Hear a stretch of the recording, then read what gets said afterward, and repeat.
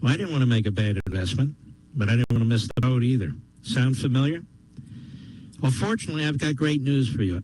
I recently bought more gold from Augusta Precious Metals. Now, let's look at your IRAs and 401ks. You want to diversify as a better way of protecting your pensions? So if you have an IRA or 401k and you want to buy physical gold, eliminate fear and uncertainty from the process, and really have physical gold as part of your IRAs and your 401ks, get your free gold IRA investing guide. It helps you evaluate and choose the best gold IRA company. I think I already did. It's called Augusta. And to get your free gold IRA investing guide today, text Levin to 68592. Folks, check it out. It's long overdue. LEVIN to 68592.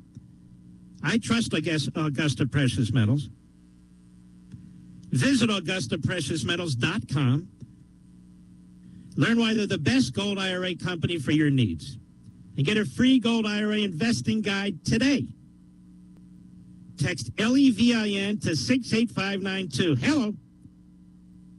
Again, text LEVIN to 68592. That's Levin to 68592. Or you can go to AugustaPreciousMetals.com. That's AugustaPreciousMetals.com. Text data and message rates may apply. Performance varies. Consult your financial professionals before making investment decisions. You get risk disclosures at AugustaPreciousMetals.com. Bottom line is, if I were you, I would check it out. I wouldn't let any grass grow under my feet either. I wouldn't smoke any grass either. I never did, Mr. Producer. Did you? I'm not, you know what? I'm not going to put you on the spot. Something tells me you checked it out. I don't want to know. Apparently most people have, except me, except my wife. We're what you call squares. All right. I'm trying to find something here that was among my articles. Hold on, folks. Here it is.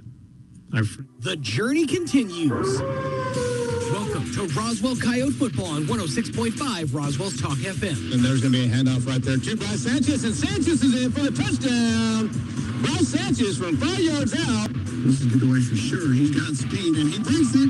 He's to the 40-35, and he will score easily. Trot in the end zone, and that will be a 56-yard touchdown run.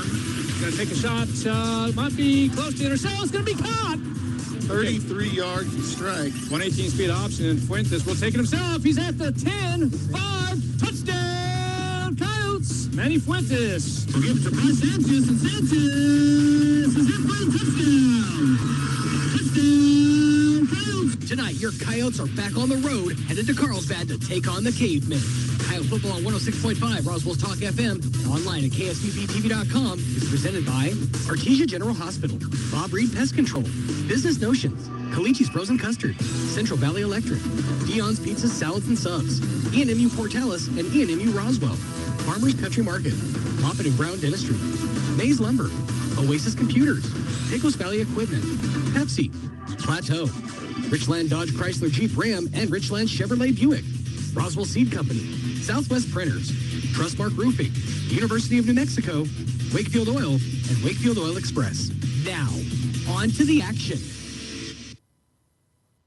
Good evening, ladies and gentlemen, and welcome to Roswell High School Football on KSVPTV.com and 106.5 Roswell's Talk FM. I am your host, Art Sandoval, here with the pregame show from Dion's, and I'm also here with the Commander-in-Chief, Jeff Lynn. Coach, good evening, sir. How are you tonight? I'm great, man. How are you doing, Art? I am doing good, Jeff. Doing real good. So, hey, first and foremost, congratulations on last week's victory. The Roswell Coyotes currently 5-0. We're starting week 6 here in New Mexico football, and you'll be taking on the Clovis Wildcats tonight. Their record is 1-4. Let's just start real quick of recapping last week's game. Tell me a little bit what happened. Some positives, some negatives, some things we need to work on. Yeah, I mean, I thought we had a good first half. I thought, we went down and scored the first series of the game. And then Carlsbad came back and scored on us the first series of the game. And then from that point on, we went on and scored 28 unanswered points. And thought we threw the ball real well. And I thought times we ran the ball well. Defensively, we played good again. Special teams were good. Just a good, solid road win, to go down to Carlsbad and get that win, that was good for us. So good evening, ladies and gentlemen, and welcome to Roswell High School football on KSVPTV.com and 106.5 Roswell's Talk FM. I am your host, Art Sandoval, here with the pregame show from Dion's, and I'm also here with the Commander-in-Chief, Jeff Lynn. Coach, good evening, sir. How are you tonight? I'm great, man. How are you doing, Art? I am doing good, Jeff. Doing real good. So, hey, first and foremost, congratulations on last week's victory. The Roswell Coyotes currently 5-0. We're starting week 6 here in New Mexico football, and you'll be taking on the Clovis Wildcats tonight. Their record is 1-4. Let's just start real quick of recapping last week's game. Tell me a little bit what happened, some positives, some negatives, some things we need to work on. Yeah, I mean, I thought we had a good first half. I thought, we went down and scored the first series of the game. And then Carlsbad came back and scored on us the first series of the game. And then from that point on, we went on and scored 28 unanswered points. And thought we threw the ball real well. And I thought times we ran the ball well. Defensively, we played good again. Special teams were good. Just a good, solid road win, to go down to Carlsbad and get that win, that was good for us. So yeah, that was a big win. 41-7. That was the talk of the town last week. It was like, wow, these Roswell Coyotes are for real. And then of course they shift gears and talked about the Artesia Cleveland game, but we're not going to get there yet. We're going to talk about Roswell and Clovis. One of the things that stand out is Bryce Sanchez. I mean, that kid had over 200 yards rushing. What's going on with that? Well, we kind of changed up some of our schemes a little bit to kind of fit his running style a little bit. We're running a little bit. We've never really ran any inside zone, and we're running inside zone now, which is kind of tailor-made for his style of running. It's never really clean, but a kid that can break tackles and run through things, it's good for. So one part of it's that, and then Bryce has been playing since he was a sophomore. I mean, he's got a lot of experience. And he's doing a good job leading our offense, and just a great kid and a great family, and just doing things right, and paid his dues, and now he's kind of reaping the benefits of that. Now he had 29 carries, I think, for 252 yards and 3 touchdowns. I mean that really says a lot against a team like Carlsbad, who's so big up front, and they're a good physical football team. I mean, I thought he played outstanding. Defensive-wise, once again, the Roswell Coyotes are just dominating defense. What is Coach Bolaños actually doing with these young men? He's getting the attention of these kids. They're working hard for them. I know they go to the film room. They watch film constantly. What's the secret?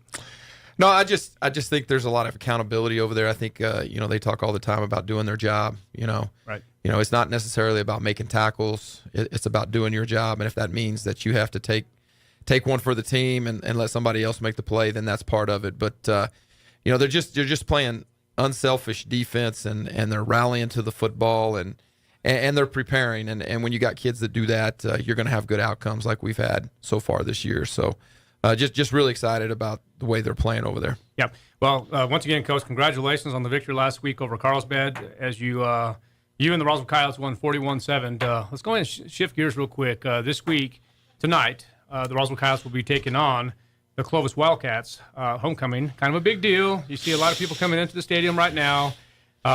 What is homecoming, first and foremost, what does homecoming mean to you and playing the Wildcats? I just think it's fun for the kids. It's a special week. We talk to our kids all the time. We have kind of a little saying, they don't have homecoming at Walmart. For our seniors this time next year, there's not going to be homecoming, Right. So you really try to enjoy the experience, embrace the experience. I've been really happy with our kids. We've had spirit days all week, and our kids have dressed up and gotten involved. I really like to see that. And, it's fun to see the kids go ask girls to homecoming Sure. do the whole sign thing. And then, we've got a kid running for homecoming king, Connor Nichols. So, we really tried to back him with the vote. So, just a fun week for our kids. And, we really try to play it up. And, I think a lot of times coaches try to downplay it a little bit. It's a distraction, blah, blah, blah, all that, But, we want our kids to experience the full, high school experience. And part of that's, getting involved on homecoming. So it's a special week and a good time for our kids. But as we know, if you don't win the football game, it's not a whole lot of fun. Yeah, absolutely. So you hit the nail right on the head, Coach. We have had a lot of fun all week. We had a great assembly today. It's just a lot of fun to see what happens here. And then, of course, at halftime, I know the most important thing right now is to win the football game, but at halftime we'll find out who's going to be named homecoming king and queen and all that good stuff. It's a big deal, not just for the kids, but for the community and for Roswell High School. Like I said, it's been a lot of fun. Coach, real quick, tell me a little bit. You were talking about Connor Nichols. We've been saying his name day in and day out for the last 3 weeks for sure. That young man himself has been playing great on the defensive side of the ball. What's going on with him? He's just locked in. There's a little deal, like there's the 10-80-10 rule, right? So like 10% of your kids will always overachieve, right? 80% are going to wait to see what the expectation is, and they'll meet the expectation, right? And then you've got 10% that'll never meet the expectation. Correct. Well, Connor's in that top 10%, man. Like Connor goes above and beyond on everything he does. He's a great kid, probably our hardest worker, right? 4.0 student. I mean, just locked in and focused, man. There's no jacking around with Connor, man. He's locked in and he does things right all the time. Last week he was our defensive player of the week and he was our special teams player of the week. That's the first time that's happened. We've had the same kid win both those awards. So just super happy with the way Connor's. He comes from a great family, and his brother's a really good football player too. Sure. I talked to Miss Nichols. I said, we need to, whatever you're doing with those boys, we need to bottle that up and start selling it, because our country would be a lot better if we had more Connor and Keegan Nichols. So those boys are just doing great for us, and just super kids, and they're a big part of what we're doing. Sounds great. Well, I do appreciate the comments. It's always great to hear good things about our students at Roswell High School for sure. Coach, real quick, let's shift gears again now. Let's talk about the Clovis Wildcats. Offensively, what are they going to be running offensively? I've kind of done a little bit of homework, watched some film. They do have a couple of quarterbacks that they are, throwing out there a little bit. What are your thoughts on the offensive side of the Wildcats? Well, they're a triple option football team, which is different. I mean, you get some option from week to week, but most of the time it's just double option. It's speed option or load option or something like that. This is true old school triple option football. I mean, they're just inside veer and midline and that type stuff. So whenever you get that defensively, you've got to play assignment football. I mean, you've got to do your assignment. If your assignment's to take the fullback, then you got to take the fullback. If your assignment's to take the quarterback, you got to take the quarterback, right? And if you don't execute that, then that's where this offense gets big plays. So Coach McCraw over there at Clovis, he actually worked for me and played for me at New Mexico Military Institute, and we have a good relationship, and he's doing a great job with that offense. And I think, Clovis is, I believe they're 1-4, but you look at them, they played a really tough schedule, and they continue to improve. I mean, last week they scored 56 points against El Dorado. So, and they're still Clovis. They're big, and they've got good athletes, and they just don't have a whole lot of them. They've got 9 starters going both ways. So, we sure got to play well tonight. So, Coach, you're talking about the schedule for the Clovis Wildcats. You had 2 common opponents. August 18th, they played at Hobbs. They played at Clovis. But the opponent was Hobbs. They lost to Hobbs 41-13, and, of course, as you mentioned, ended up beating Carlsbad 33-23. And then lost to El Dorado 64-56 last week. High-scoring game. But I think, the record is 1-4. You're exactly right. But I think, in my opinion, that the Clovis Wildcats are a lot better team than the record shows. Yeah. I mean, they played those 2 schools out of Texas, Canyon and Canyon Randall. Both those are quality programs. Right. Hobbs, they played Hobbs and they lost to Hobbs early, but I think they've continued to improve since that game. I wouldn't put a lot of stock in that game, comparing scores there. Yep. And then the last 2 weeks they've scored almost 90 points. So, they continue to improve, and they're going to be a handful if we don't take care of business. Talk about the defense of Clovis. They're a 3-4 team, just kind of like what we've seen the last 3 weeks. They're a little bit more aggressive on the edge than some of the other people we've played. And again, they're big up front, and so it's going to be important for us to try to maybe run them sideline to sideline a little bit. I mean, because I'm not real sure we can just line up and go right at them. I mean, they've got a kid in there that's 275. They got another kid in there that's 310, and another kid that's like 250. They're definitely bigger than we are. So I think it's going to be important for us to maybe make our living on the edge tonight with a lot of, trying to get outside of them. And hopefully we can do that. Hopefully we can throw the ball on them a little bit and get them back on their heels, and then maybe go at them a little bit in the second half. Seems like everybody's pretty healthy this week. Yeah, we're as healthy as we've been. I mean, we've played 5 games now, so you've got some bumps and bruises and some nicks, but everybody has that at this point in the season. So I would say we're as healthy as we've been in a while. So it'll be a fun night. Homecoming will be fun. Sounds great. What about the week of practice? Good week of practice. Yeah, good week of practice. Solid week of practice.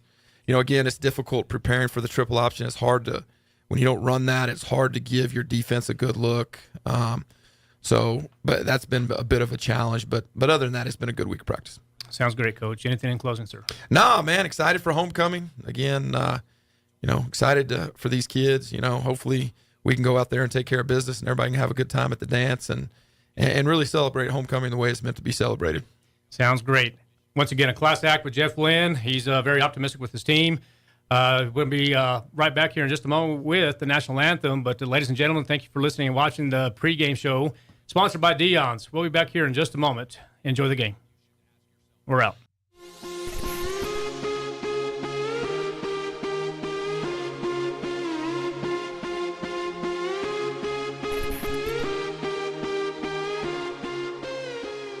My name is Connor Nichols. I'm number 14. I'm a senior.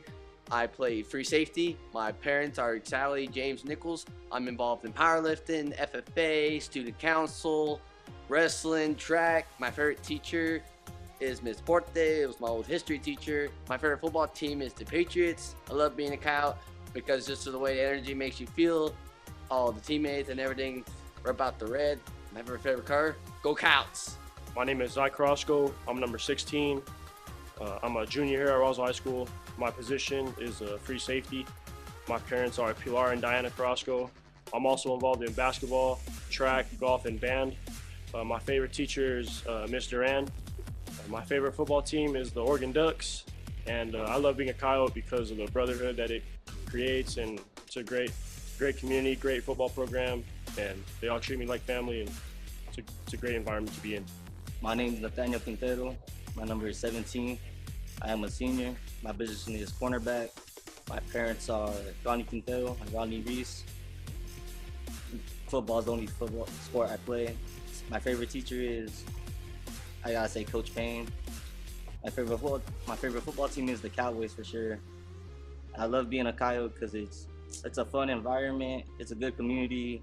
I love everyone in it. Got great coaches. Feels like an amazing brotherhood. My name is Javier Garcia. I'm number 51. This year I'm gonna be a senior. The position I'll be playing this year is gonna be strong tackle. My parents are Sophia and Javi Garcia. I'm also involved in powerlifting and track.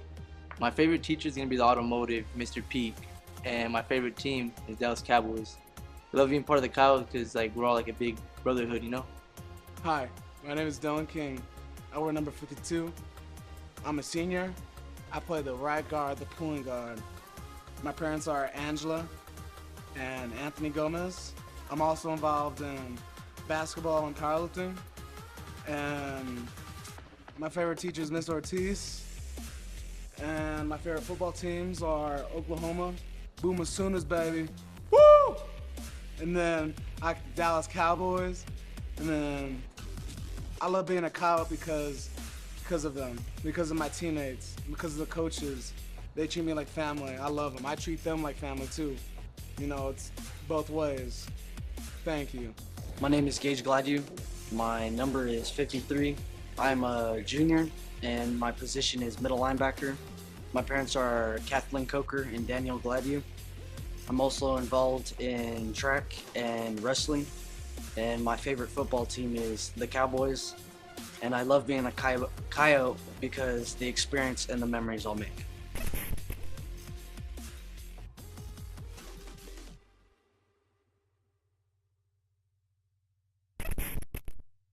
Anything, come see us at Roswell Seat, or just give it a try and hope for the best. It gives me a chance to say, I told you so. The ultimate Wi-Fi experience is now available to you thanks to Smart Home Wi-Fi with Plateau. Get fiber-to-home technology 100 times faster than average household internet speed. Plateau has multiple plans and options to fit your family. With Fast, get true 100 megs per second download and upload speed. With Faster, get true 500 megs of download and upload speeds. And with Fastest, you get 1 gig. Learn more at plateautel.com. Get the speed you need with Plateau. Tried, true, trusted. If you're missing a tooth or several teeth, a dental implant may be the ultimate solution. Implants look and feel so much like real teeth that you probably forget you have an implant. Maupin and Brown Dentistry is one of New Mexico's most experienced implant providers, with literally thousands of implant patients who are absolutely delighted with the results. Call Maupin and Brown today for an evaluation. You'll be surprised how affordable implants can be. Maupin and Brown, your choice for experienced state-of-the-art dentistry.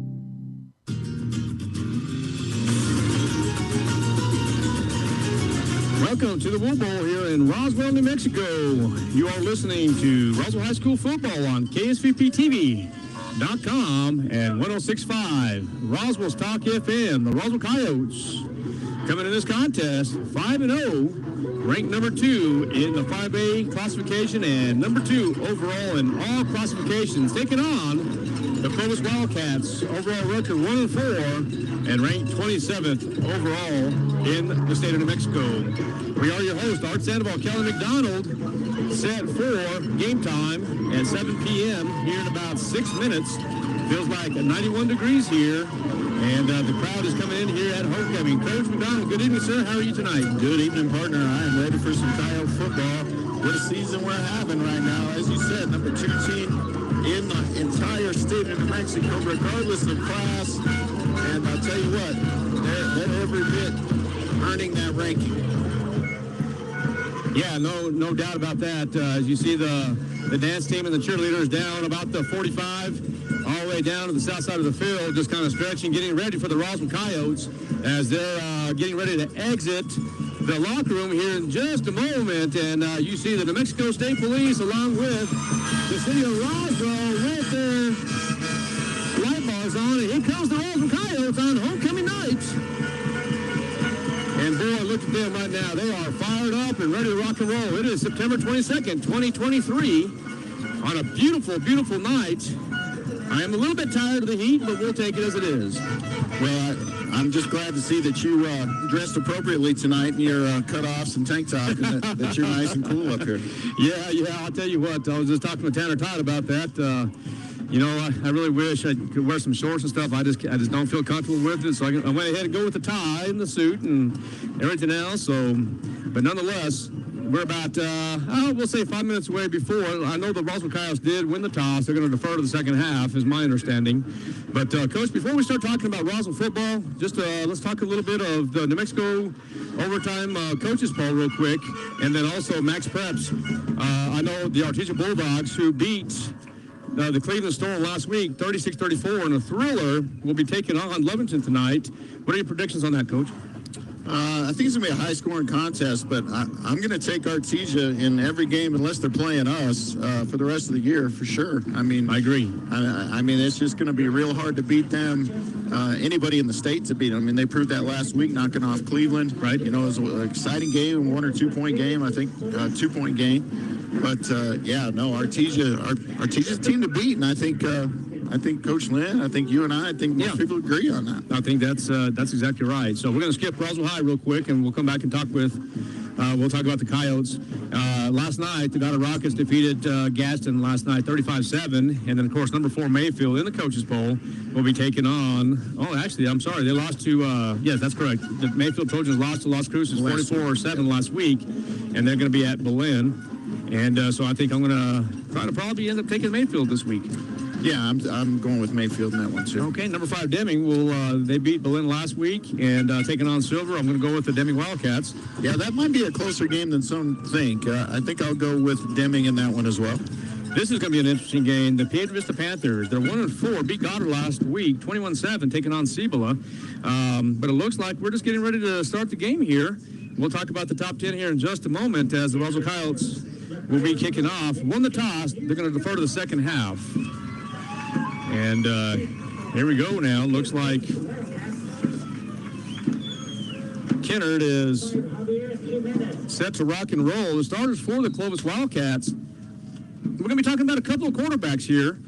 For Clovis, Jet Stone and Javier Jimenez. And we'll talk about them, talking about the pass and the run quarterbacks. It's kind of crazy when you see Jet Stone in the ball game. More than likely, they're going to be running the ball. And then when Javier Jimenez is in the ball game, it looks like they might be passing the ball. But good return so far by, I believe that's number 5, and that is Javier Jimenez. Speaking of Javier Jimenez, he is the freshman standout, 5'10", 150 pounds.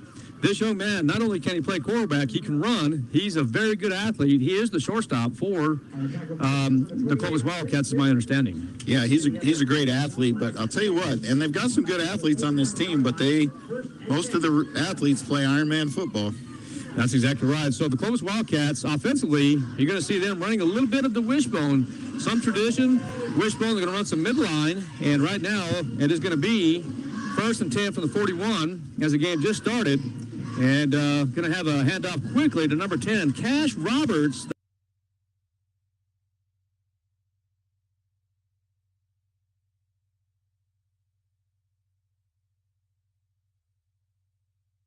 At 5'11", 180 pounds, followed by number 5, Javier Jimenez, that will get some snaps at quarterback. He is a freshman, and he will be playing quite a bit tonight, is my understanding.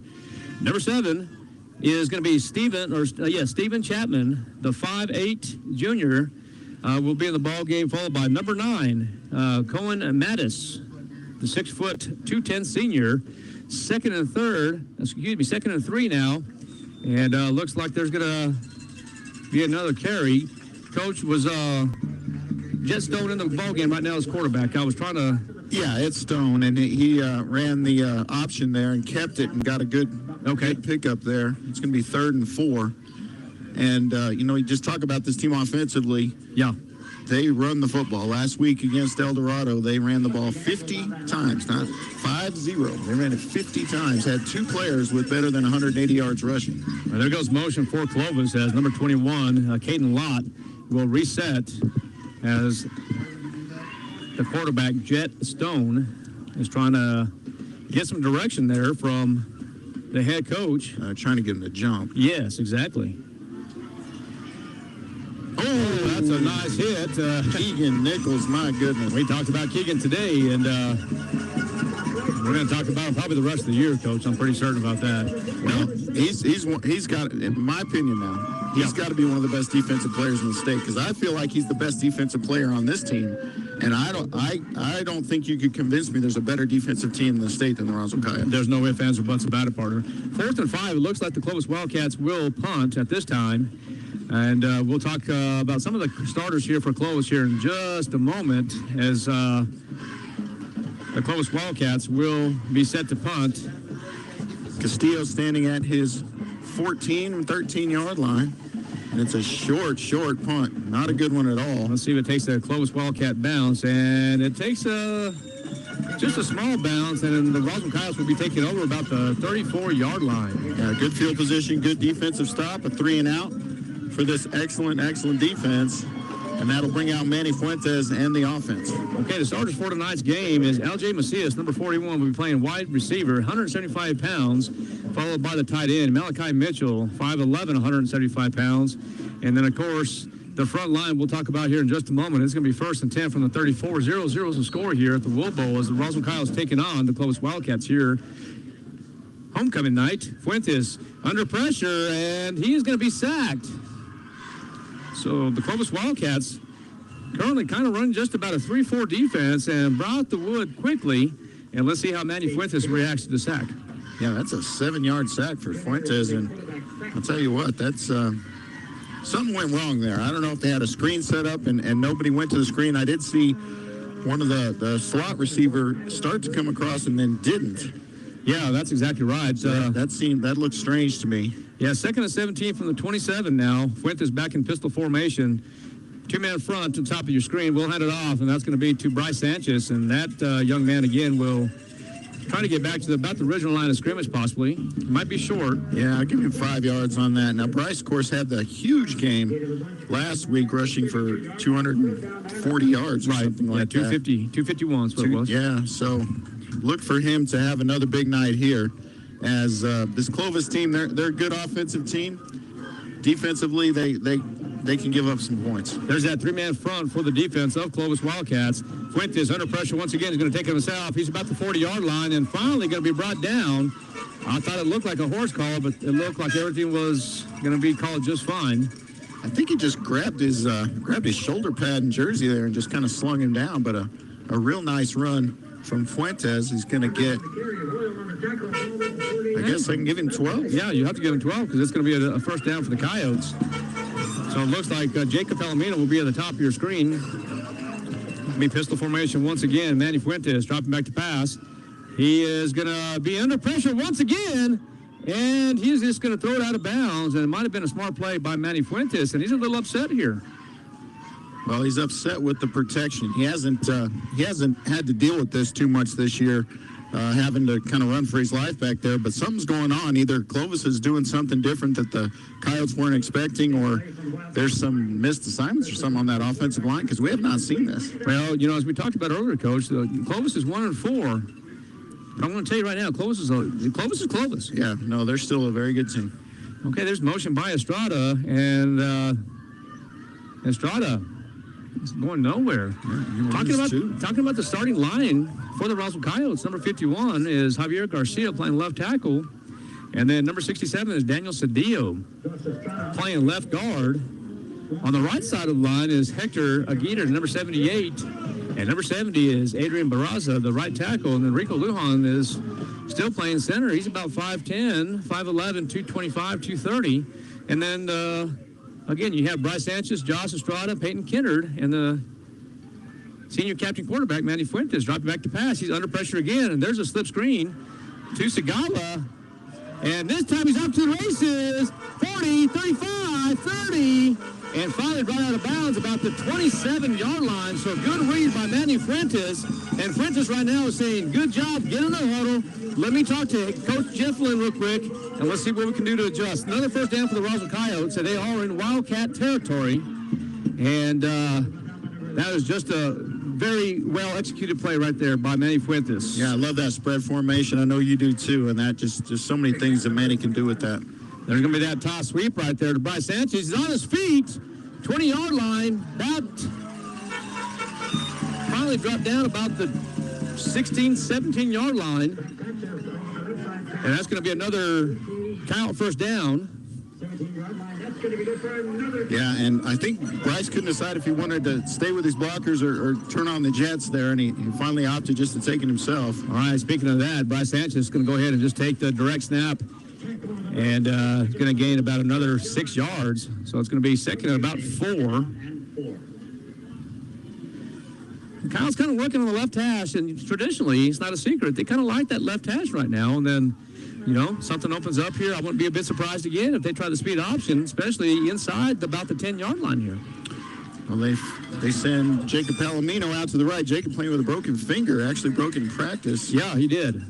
And didn't play last week, but he's back out there. Kind of a do-everything guy, Palomino. Well, there it is again. There's Bryce Sanchez. There's going to be a flag on the play. So let's see what happens. Bryce is inside the 5-yard line. Yeah, it's coming back. But it's going to be a holding call. Yeah, it's going to be, or a procedure call of some kind. I've been too early for a hold. I think it's going to be a 5-yard type penalty. Okay. Formation or movement. All right, it's going to be second down, and we're going to try to find out what the call was. That was one I didn't recognize. Yeah, I didn't recognize the signal myself. They're picking it up. Oh, they are picking it up. So there's no flag on the play. So the Coyotes working inside the 5-yard line. It's going to be first down from the 2-yard line. Fuentes will go under center. Let's see if he calls his own number or if he's going to hand it off to Bryce Sanchez here. Motion will happen. Bryce Sanchez in for 6. Touchdown, Coyotes. So Bryce Sanchez in for a touchdown. Boy, that young man is having a year, Coach. He really is. I mean, this is his third year as a starting running back for this team, and that's saying a whole lot in a Jeff Lynn offense to be a 3-year starter at that lead running back position. And he's playing like it. PAT is up and good. The Roswell Coyotes take an early lead here in homecoming at the War Bowl. We're going to take a break. You are listening and watching KSVPTV.com and 106.5 Roswell's Talk FM. Hey neighbors, there's a new source for all your appliance needs in the area. We're Roswell Appliance Outlet. We sell new minor scratch and dent appliances, and we'll help you save 40 to 60% off of MSRP. All come with warranty and personalized service. We also offer parts and service for your existing household appliances. We offer financing and delivery options as well. Don't make that big box store mistake. Come see us at Roswell Appliance Outlet today at 600 South Main in Roswell, or call 575-363-9236. Roswell Appliance Outlet, a proud supporter of Roswell Sports. All right, welcome back to Roswell Coyote football here at the War Bowl. Homecoming. Bryce Sanchez gets on the board quickly with a 2-yard rush. PAT is up and good. 7-0, Coyotes lead. Yeah, great start on both sides of the ball for the Roswell Coyotes. Only special teams really hasn't excelled to this point. They allowed kind of a long run back on the first kickoff. Let's see if they can do a little better on this one. Okay, so I think it might have been a sideline warning is what we're getting here. So We'll see what happens. That would make sense. No penalty for that. They might throw the flag, but there's no penalty for the first one. Okay. All right, there's going to be the kick into the end zone. It will be a touchback. Ooh, lucky it was a touchback right at the pylon, and that was either going to be out to the 20 or the 35, and it's going to be out to the 20. So good job by special teams there. And the defense will head back onto the field to try to stop this potent running attack. Now, I just wonder, when they played last week in a ridiculously high-scoring affair against El Dorado. Final score is El Dorado 64 and Clovis 56.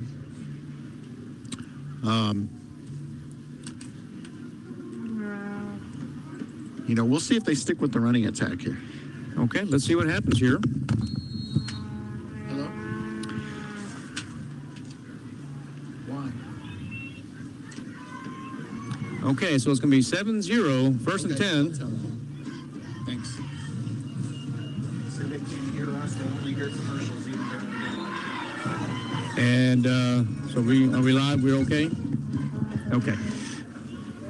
So it can bring up a second down for the Clovis Wildcats. And as we mentioned earlier, a couple of quarterbacks here for Clovis. Jet Stone is the 5'11 senior, and then Javier Jimenez, the 5'10 freshman. It's kind of predictable at times if Jet Stone is in the ball game. More than likely, the Clovis Wildcats will be running the ball, and Javier Jimenez, when he's in there, they'll probably end up passing. So let's see what happens here. So it's going to be second down and about 3 from the 27 left hash, and that's going to be handed off again. And there's Connor Nichols.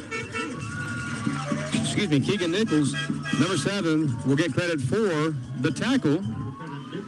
So it's going to be third down and about 2 for the Clovis Wildcats.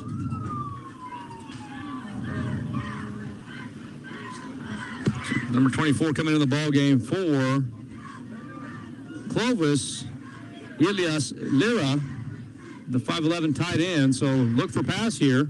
Oh, no, I think this is power run. It could be.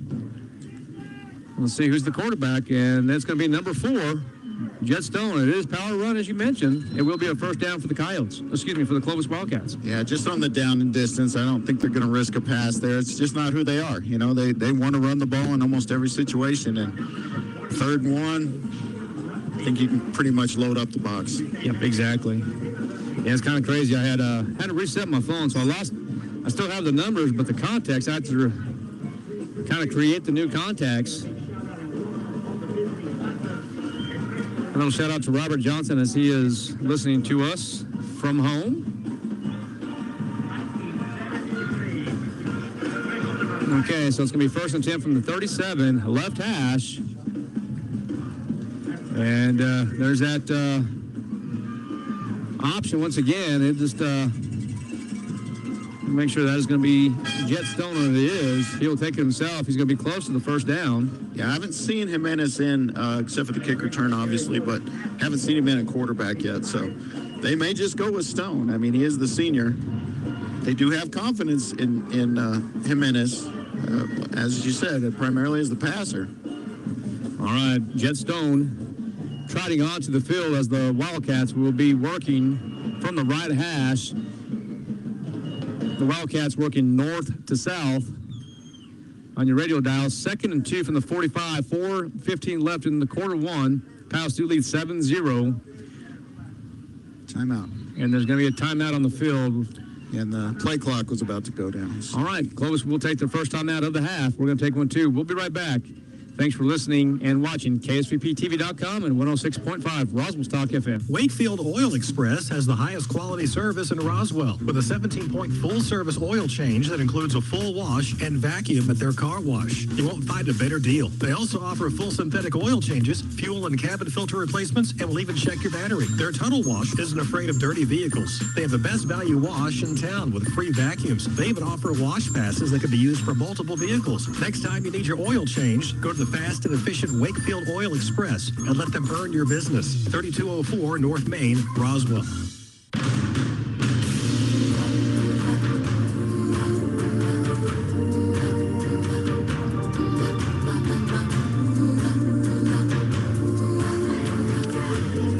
All right, welcome back to the Wool Bowl homecoming night as the Roswell Coyotes take an early lead with a 2-yard rushing touchdown by Bryce Sanchez.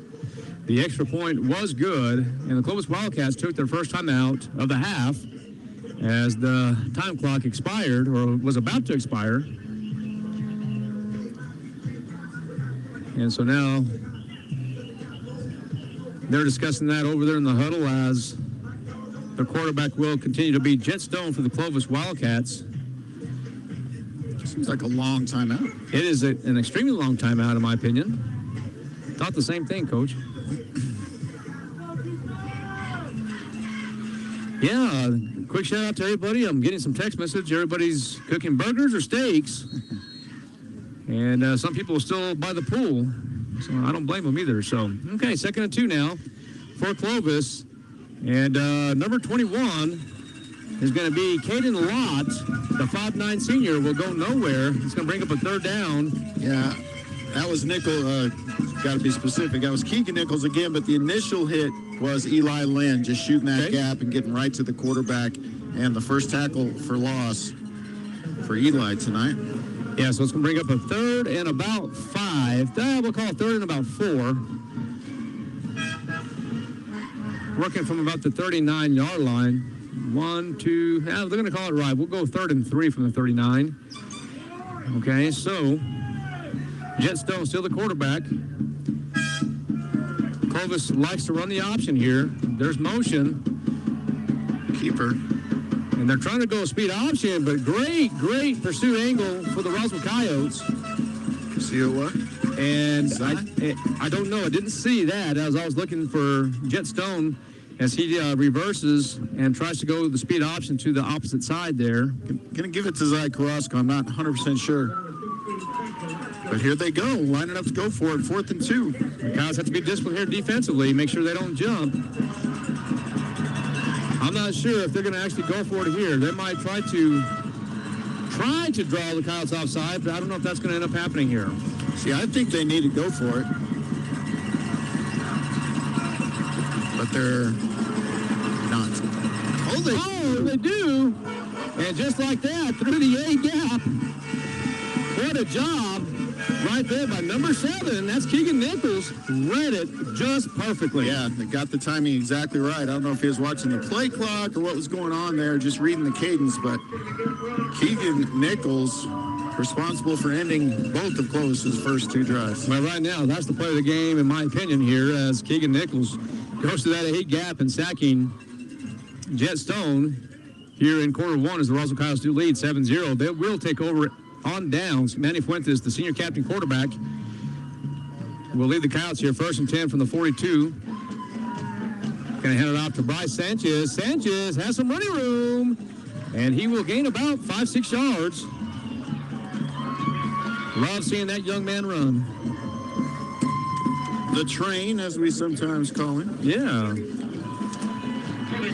And, you know, it just doesn't matter if people are in the way, much like a train. If someone's in his way, he's going anyway. Well, there's no doubt about that, Coach. You're going to see that young man. I'm telling you, he's going to play on Saturdays if he wants to. He's a big, big back. And I'll just say, if he has a good 4 years in college, you could see that young man playing in professional leagues. Hey, touchdown, Coyotes! What a pass by Manny Fuentes. And I talked about the play of the game. Well, imagine that. Now, Josh Estrada caught that, leaped over, touchdown, Coyotes. What a catch by Josh Estrada. And, Coach, you're going to give Manny Fuentes how much for that? 37-yard strike. And I'm not going to say on the money, but a very well-thrown ball, and he just let his athlete go to work and stretch out and make that play. But what a catch by Estrada. Oh, wow, what a catch. And right there, Gene Dow, if you are listening, that might be the play of the game as of right now. The PAT is up and good. Kyle's lead, 14-0. We're going to take a break. Thanks for listening and watching. KSVPTV.com and 106.5 Roswell's Talk FM. What if you could look forward 1 year, 4 years, 40 years? What does the future look like? How will you ignite it? This is where the future gets fueled, where ideas come to life and identities flourish. This is where we define opportunity as individuals and as a pack. Being a Lobo is about so much more than the classes you take. It's about the mark you make on your world, because the journey starts here, but it never ends. What will you ignite?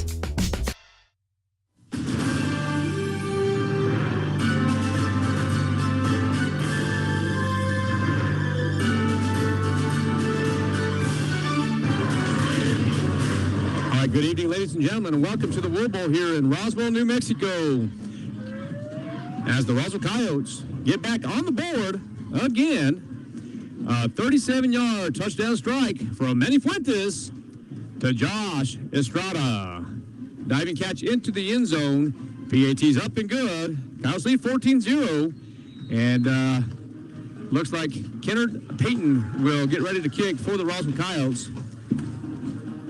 I'm telling you, that was well executed and an excellent play by Josh Estrada. It looked like kind of hurt himself a little bit, but he's okay. Maybe the error of the diving catch.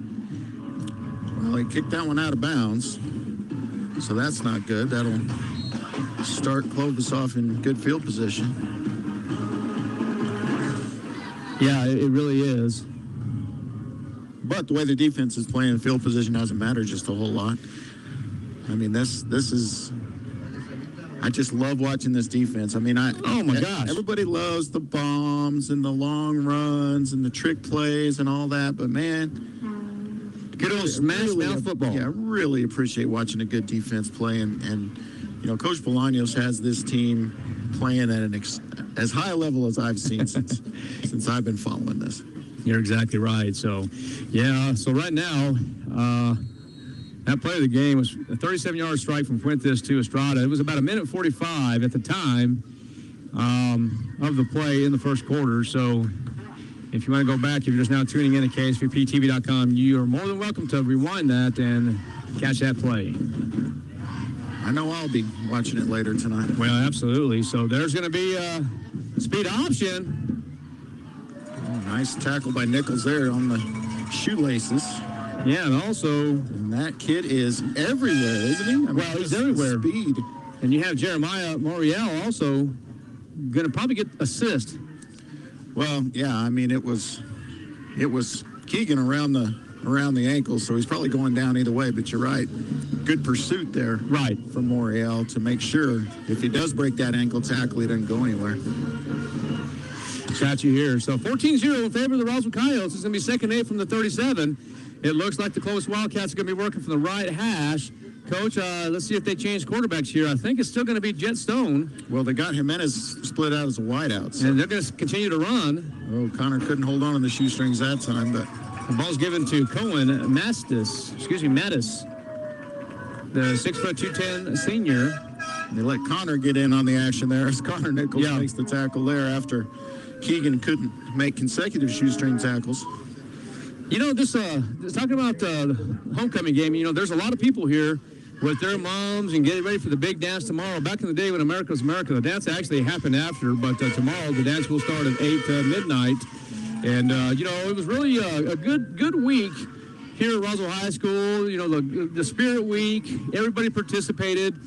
Today we had a fantastic pep assembly. The student body was involved, and, it was just a good week in general. So it's always good to see that. And there's going to be a flag on number 5, it looks like. That might be on Nathan Herrera as a horse collar. That's what they're going to call it. Wow. So no play there. So it's going to be a 15-yard penalty is what they're saying. Well, that's going to be the best play of the night for the Clovis Wildcats so far, is a penalty on Roswell. Well, they're across midfield finally, so it's going to be 1st down and 10 from the 45-yard line. Yeah, that's a shame because the pursuit of Jet Stone was great there, and they forced him to throw it out of bounds. And I'm going to say he grabbed him.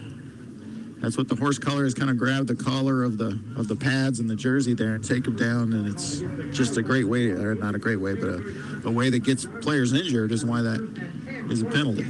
All right, the quarterback will remain Jet Stone, the 5'11" senior for Clovis. There's going to be a quick handoff. Ball's out. And the ball is going to be out, and the Roswell Coyotes. Eli Lynn gets on it. Will recover. I don't know if he forced it, but he got on it. So big play by this defense once again. And look at him right there. Look at Eli Lynn down here. Yeah, he's got the turnover necklace. The turnover necklace, and he's going to walk around with it real quick, as he should wear that. I love it. Yeah, I'm sure that was put together by Mr. Boardman and his crew. Excuse me, 1st down and 10. Oh, Giovanni's going to throw. Giovanni going deep, and that might be picked off. And it is picked off. And so right there, Giovanni got excited. He says, I had this opportunity to throw the ball way deep. And he was making darn sure that he's going to do that, but yet the ball is going to be turned over and intercepted by Clovis. I think in that situation, he knows that he probably should have just waited, probably run the ball, get positive yardage. Right. But even taking the sack right there is much better than that. Right. So that will end the quarter, I believe. Yeah, that's the end of the quarter. So at the end of one, the Roswell Coyotes lead here. Homecoming night, 14-0. We're going to take a break. You are listening and watching KSVPTV.com and 106.5 Roswell's Talk FM. Check out some of the bargains you'll find this week at your Farmers Country Markets, like choice beef bottom round roast for $4.49 a pound, baby back pork ribs $2.77 a pound, Craven Flavor skillet dinners $5.48, Banquet Classic dinners 3 for $5, and fresh collard, mustard, and turnip greens for $1.69 a bunch. Don't miss these and many other bargains this week at your Farmers Country Markets. Due to the COVID-19 virus, product availability may be limited.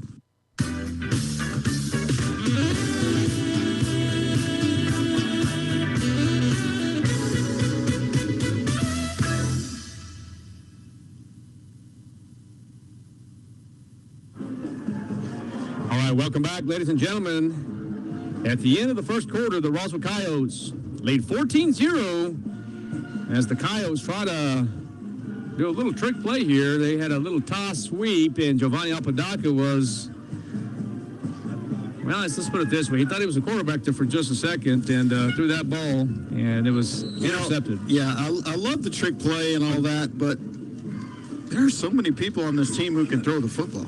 I mean, Peyton Kennard used to be a quarterback. Jacob Palomino, I guess he's got a broken finger, but he used to be a quarterback. I mean, I'm just a little surprised at who threw the... Oh, there's the pass, and he's going to be sacked. Number 5, Javier Jimenez. As you mentioned earlier, Coach, when he's in the ball game, he's going to pass. And the Roswell Coyotes read that just perfectly, and it's going to be a sack for a loss. Wesley Gallegos will be credited for the sack. So the corner blitz, it's going to be about a 6-yard sack. All right. Sorry, Coach. That's all right. Take him out of Roswell territory. Javier Jimenez, the freshman quarterback, is in the ball game. So let's see if the tendencies stand here. More than likely, he will be passing the ball, but let's see what happens. He's under center. He'll run it too, but he's definitely more of the dual threat, I believe. All right. And dropping back to pass, and it's accurate. Runs well, this kid. And that was number 3 right there. Damian Quesada. I'm sure glad he held up right there. He could have did some damage to that young freshman. Right, and you can completely negate a 3rd and long there if you make the mistake of hitting him too late and give them a first down instead. Now they got him in a passing situation, and, true to form, they basically have a running quarterback and a passing quarterback, and, boy, I don't really get that to tip off the defense. Yeah, I think you're right, Coach. I don't understand that myself, but it's 3rd and 13. It is a passing. I mean, even if it's not absolute, the trend, just a little bit of a trend is all Coach Bolaños needs. Yeah, Javier Jimenez is going to call a timeout. That's going to be the second timeout for Clovis in the first half. We're going to take one, too. You're listening to Roswell Football on KS3PTV.com and 106.5 Roswell's Talk FM. Oasis Computers has been Roswell's trusted source for home and small business computers for over 30 years. And they continue to be your best resource for computer repairs, operating system upgrades, web root managed, antivirus, special orders, and more. Oasis Computers is now open from 8 to 1, Monday through Friday to better serve you. Service calls by appointments and after-hour appointments are available too. Stop by Oasis Computers at 1703 North Garden or call or text 575-625-9141 for even faster service.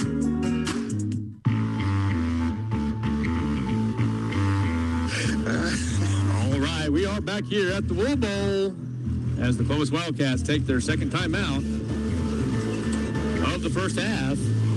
Been a pretty good game here so far. The Roswell Coyotes have scored on a 2-yard touchdown rush by Bryce Sanchez in the first quarter, and the PAT was up and good, and then Fuentes with a 37-yard strike to Josh Estrada, and the extra point was also good. 14-0 Coyotes lead, but it's going to be a 3rd and 13 from the right hash on the 48-yard line, and the quarterback is going to be Javier Jimenez. All right. Dropping back to pass is Jimenez under pressure once again. And he's going to be brought down. Yeah, Quesada got him there. Mason Greathouse got completely laid out by a block. Was that Mason? Yeah. He did. And he got up and he said, good block. Yeah, well, that's all he can say. Yeah, because he got put down. All right, it's going to bring up a 4th and 13 situation now for the Clovis Wildcats. You and I did a Clovis Roswell game back COVID year. The Senior Bowl is what we used to call it. Oh, right, the Senior Bowl. Yeah. Yeah, we lost that game in Clovis. We did. And there's going to be a quick kick by number 3, Phillips. And it's going to be returnable. And that's going to be number 28. That's going to be Matt Castillo. Yeah, let's see what they give him here. They're only going to give him the 23. So that is going to be about an 8-yard return. And the offense back on the field. Let's see, looking at Coach Lynn right here, talking to Zy Carrasco there. Looked like he might have had a blown assignment or something like that, but Zy's a tough kid. He understands. All right, 1st and 10 for the Roswell Coyotes from the 23-yard line. It's going to be handed off to Bryce Sanchez. He's off to the races. And a great, great run. It's going to be about 17 yards, make it 18 yards for Bryce Sanchez. We're going to go in NASCAR here as the Roswell Coyotes going into hurry-up offense. Okay, they're going to say, no, let's go back and re-huddle as Fuentes will trot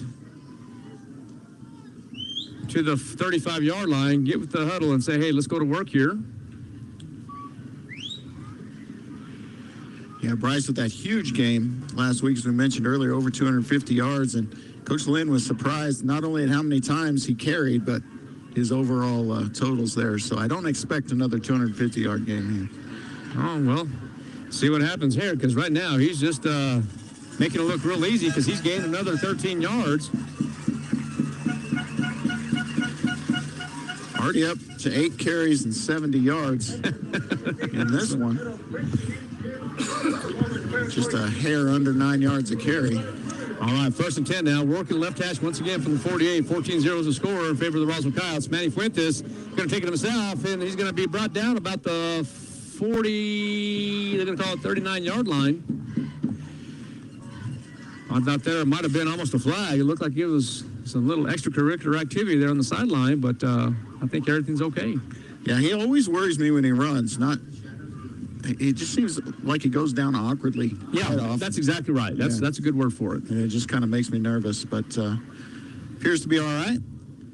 Tough kid. Remember in the semifinal game last year, he had that knee injury, and Coyotes had an opportunity to beat PV in that game, and came out from injury and almost won it. But right now, we're 2nd and 5 from the 43. Fuentes will hand it off again to Sanchez. Sanchez on his feet, and he will have the first down. Yeah, I think we'll give him 6 on that. Yeah, it's just nice to have that. You know, if things aren't going great, you know you can hand it off to him, and he's going to get you 5 or 6 yards. And, you know, it almost makes you reluctant to call other plays. Sure. But he's out of the game now, and it'll be Godoy out there seeing his first action. He's getting stretched. He's definitely more of a speed back. All right, Jeff Flynn there is talking with Manny Fuentes there. You know, it's going to be kind of neat to see if the head coach and the quarterback will have some headsets inside their helmet one day. That'd be nice to see. Manny Fuentes in trouble.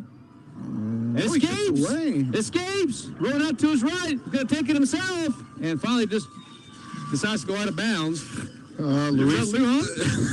Luis Godoy trying to block big number 75 for Clovis. Jeremiah Johnson, senior, 6 foot 310. And Godoy tries to go up and blocks him and bounced off of him like a... Okay, that's what that was, huh? Okay, I saw a little bit of a roll there for a second. My goodness. I mean, hats off to trying to get in there and block him, but he just there was no change in direction for the big fella. Yeah, believe it or not, it might have helped just a bit. 2nd down and 7 from the 34 right hash. Pistol formation, Kyle stopping back to pass. Under pressure is Fuentes. Escapes trouble again. And he's going to have some man open. He has number 10. That's going to be Jacob Palomino, and a great job by Manny Fuentes. Wow. Great pass and a great catch by Jacob Palomino. 14 yards to a guy with a broken finger. Look at Fuentes. He knows it, too. He says, hey, try it again. I'll get you somewhere. Here we go. 1st and 10 from the 20. 14-0 is the score in favor of the Roswell Coyotes. Homecoming night. A very light breeze going directly east of the field, and there's going to be a bad snap. Fuentes in trouble, and this time he does not escape and will just fall down, and that is the right thing to do. Fuentes will be down about the 26-yard line. Yeah, so that's a tough one to take if you're Fuentes, but absolutely the right thing to do. You know, the previous play showed his elusiveness. I thought he was sacked a couple times. I thought he sacked in the pocket. I thought he was down at the sidelines and manages to get a ball out to Palomino, who, makes the catch with a broken finger, and that was not an easy catch. Yeah, it's going to be 2nd and 16 now from the 26, and handed off again to Bryce Sanchez. And Sanchez will probably go nowhere this time. Okay, Coach, 3rd down. Very dangerous to see if Jeff Flynn will go into the spread offense here. Now, we all have to understand, we all know this, that Peyton Kennard can kick a field goal from about 50-plus yards. Yeah, and if they don't get any yardage here, this would be about a 42-yarder. And I think that's appropriate for him. Or 41. He can definitely make that, but you mentioned earlier he might be a little banged up. All right, Fuentes dropping back to pass. He's going to go to the end zone. Touchdown, Coyotes! And a touchdown by Jacob Palomino, and an excellent pass by Manny Fuentes once again. 25 yards on that one. And just, Jacob did a good job of getting separation down there. It was a little back and forth with the defensive back, but Jacob just using that athleticism and making 2 catches in a row. Tight spiral to the back of the end zone there, and what a pass it was, and an excellent catch by Jacob Palomino. Extra point is up. Indication is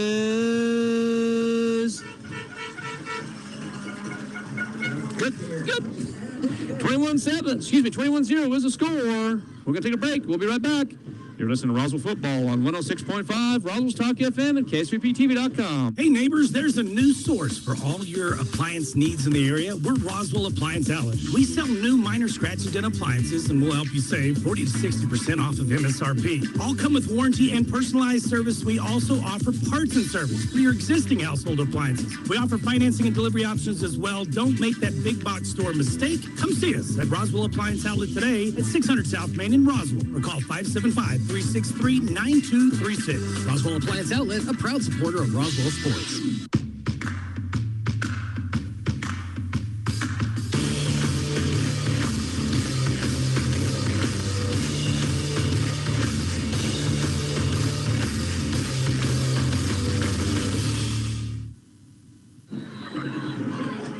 All right, welcome back to Roswell High School football, and what a pass it was by Manny Fuentes once again. 25-yard strike to Jacob Palomino, and the PAT's up and good. What again, this has been for the Roswell Coyotes, Coach? Yeah, Fuentes 5 for 5, 105 yards and 2 touchdowns. And we have 6 minutes to play in the first half. Oh, he managed to stay with the tackle. And that was number 41, Tyler Wojcik, I believe. Is that Tyler? Yeah. I think that looks like number 14. Okay, no, you might be right. Let's see.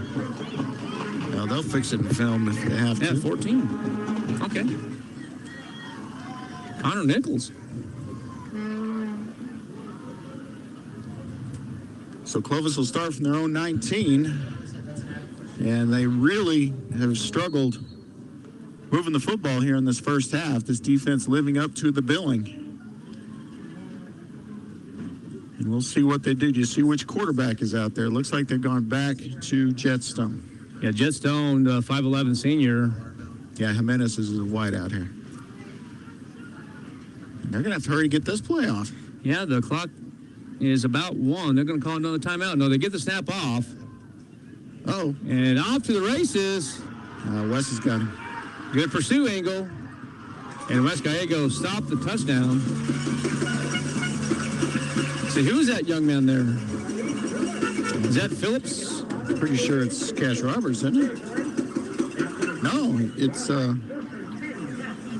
I can't tell. Yeah, it was hard to tell. Chris Phillips is the, yeah, I think that was. The 5'10 junior. This time they're going to hand it off again. This time to number 3 again. Yeah, it is Phillips. Tackle made by Greathouse, I believe. Among others, one of those stop the progress and don't actually go to the ground tackles. Yeah, Chris Phillips had a great run. 2 consecutive rushes. It's going to bring up a 2nd down and 10 for the Clovis Wildcats. They're working right hash. Coyotes off to a comfortable lead here in the first half, 21-0. And I'm going to be real interested to see what Fuentes has passing-wise here in the first half. All right, there's going to be another handoff and a flag. I think they can decline it. And it looks like Connor Nichols is having another good time. Look at him. He's saying, hey, it's going to be another turnover. Yeah, and the fumble recovery by Vernon Molinar. And again, we can't tell in the scrum who's forced it out. Hopefully they can get that in film, but another turnover for this defense.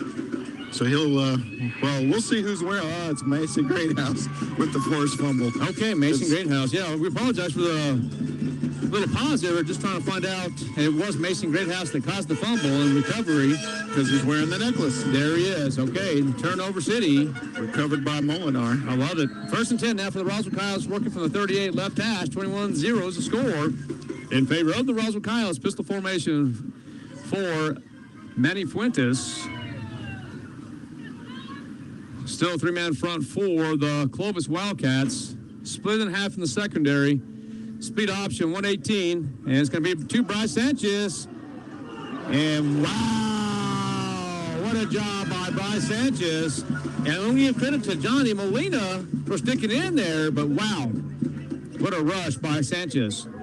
Yeah, he did not try to make a move on him. We'll just say that. Well, you can't hurdle in high school football. He went right through him. There used to be a young man, the late Mickey Reeves, used to be able to do that kind of thing right there, and that's wow, that was very interesting right there. So, okay, speaking of Bryce Sanchez, he's on his feet again, 40, 35, and finally brought down about the 33-yard line. Steaks are on the grill. Mr. Barry Pritchard also listening downtown. Give him a little shout out there. So Bryce, 12 carries, 107 yards here in the first half. So he's just shy about 147 yards to break his record from last week. Yeah. First and 10 from the 32-yard lines. Coyotes are in Wildcat territory. And this time it is to number 34, Luis Godoy. Yeah, and you might want to see Luis pop that one out there. And use the speed. Sorry, Coach. Got an update. Artesia 22-0 after 1. That's in the Bulldog Bowl against Lovington. Lovington, yes, sir. Thank you. So we're going to call it second down and about 8. Pistol formation once again for Fuentes. Going to drop back to pass. Up the middle. Peyton Kidder, 10, 5, touchdown. Coyotes. Fuentes once again shows the strength of his arm. And he's going to get credit for 32-yard touchdown. A 32-yard touchdown strike from Manny Fuentes to Peyton Kinner. Coach Manny Fuentes has completed 6 passes in this first half. 3 of them have been for touchdowns. All of them 32 yards or better. 137 yards, 6 for 6, 3 touchdowns. All right, there's the kick up. And that is good. 28-0 here in the first half with 3:38 remaining.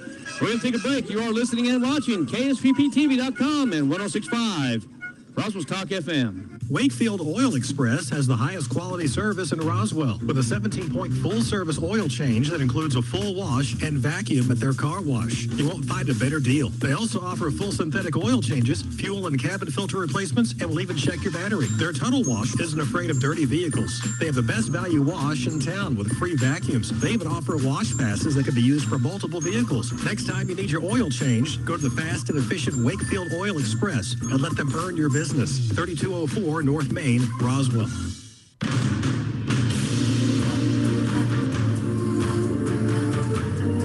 And we're back, and what a play it was. A 32-yard strike from Manny Fuentes to Peyton Kinnard. And the extra point was good. What a first half of the Roswell Coyotes. Yeah, I'm not sure how you ask for anything better than this. I mean, they're on pace here to potentially end this game early if this defense keeps playing like they do. Now, you always have the option of putting in the subs and, start rotating, pulling people, however you want to handle that. But, yeah, this is a dominant football team, and they look like either the 1 or 2 team in the state right now, don't they? At least. I'm telling you right now, partner. You're exactly right. If the Coyotes, they could end up putting reserves in maybe in the second half possibly and get those reps, but I just don't know. I think that it might be time that the Roswell Coyotes just put the knife Tyler in and just again. Hey, after this week, Coach, the Roswell Coyotes play Piedra Vista in Farmington. Then they have the week off, and then they start the second part of their season. Yeah, and they're going to start district play against Artesia, and everybody's calendar's been marked there for probably a month now. I just kind of see this coming, and boy, that is going to be something else. That game here in the Wool Bowl, and then potentially the state championship game in the Bulldog Bowl. Yep. Yeah, I'm with you. I don't foresee Artesia losing any other game than. No, and really, I'll go out. I'll say right now, us either. Anybody beating either of us is going to be a big upset. I'm with you. All right, there's going to be a quick handoff to number 3 again. That's going to be Grace Phillips. He's going nowhere. Matter of fact, it's a loss.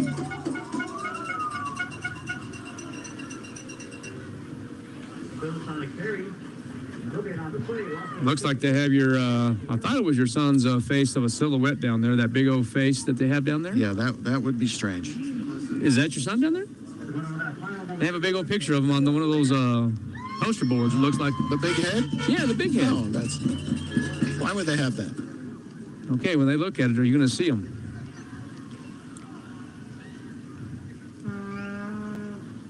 All right, and there's going to be the play. It's going to be 2nd and 12. And make it about 2nd and about 15 now, because there's going to be a loss on the play.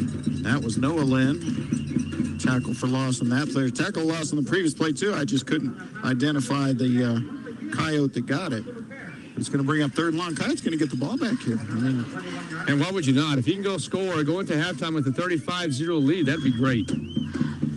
Clock continues to run. It's 2 minutes and 23 seconds left in the first half. Coyotes lead 28-0. At halftime, it's going to be an extended halftime by 5 minutes as the homecoming court will be announced. And we also are going to have Mr. Ruben Bolaños will be coming in and talking a little bit of Roswell Independent School District and RHS football. He is the brother of the assistant coach and defense coordinator, Arturo Bolaños. So that play is going to be 2 yards short of the yard to gain. So I don't think they'd risk going for this. Although not much to lose either. Well, no, if I was Clovis, if I was a betting man, I think you go ahead and go for it. What do you have to lose? And it's 4th and 2. Well, they might try and draw them off. There's the attempted Jet Stone trying to drum off sides. Let's see, the play clock is about 7.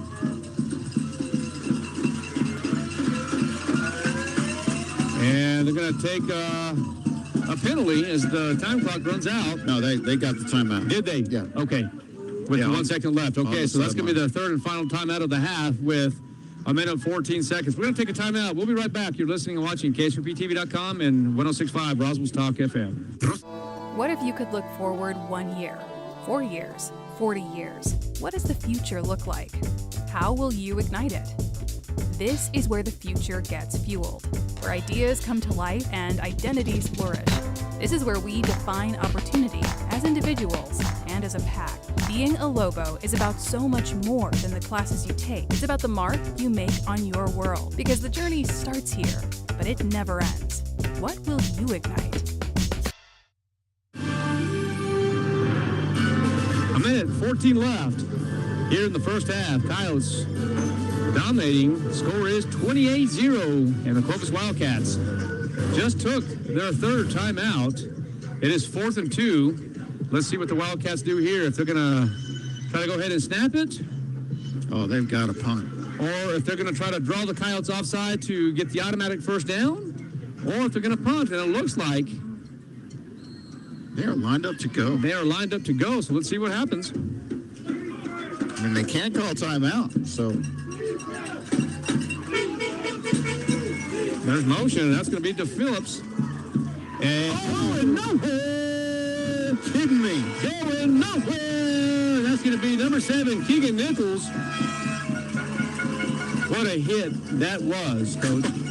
Well, Eli Lynn was maintaining the edge there, fighting off the blocker to extend that play and give Keegan Nichols time to come in there and make a huge hit on 4th down. And now with just 1 minute and 8 left, I mean, I'll be surprised if they don't score in some way. Well, the Coyotes really have to score here to go in at halftime, 35-point lead. Let's see here, the Coyotes now in spread offense. You have 3 receivers down at the bottom of your screen, 2 to the top. Quintus, the quarterback, drop back to pass at the 40-yard line, in trouble, and he's going to try to escape it. Let's see if he throws it away. But yet, he has Josh Estrada. It's going to be a completed pass about the 21-yard line. The clock's going to stop. Yep, 11-yard strike to Estrada there. Gets him a little closer, and as you said, gets that clock stopped. Manny Fuentes showing his athleticism at the quarterback position. And once again, escaped trouble and completed the pass to Estrada.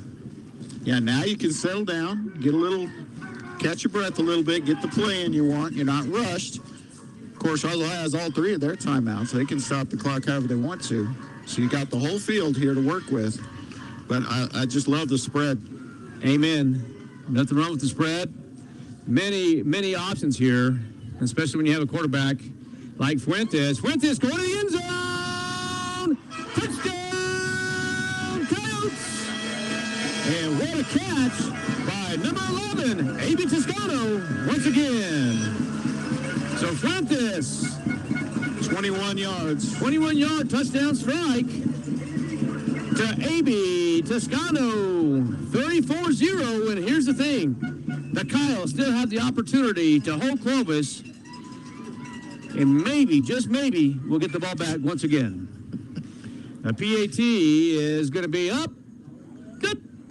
35-0 is the score in favor of the Coyotes here at homecoming night. We're going to take a break. You are listening and watching KSVPTV.com and 106.5 Roswell's Talk FM. Check out some of the bargains you'll find this week at your farmers' country markets, like choice beef bottom round roast for $4.49 a pound, baby back pork ribs $2.77 a pound, Craven Flavor skillet dinners $5.48, banquet classic dinners 3 for $5, and fresh collard, mustard, and turnip greens for $1.69 a bunch. Don't miss these and many other bargains this week at your farmers' country markets. Due to the COVID-19 virus, product availability may be limited.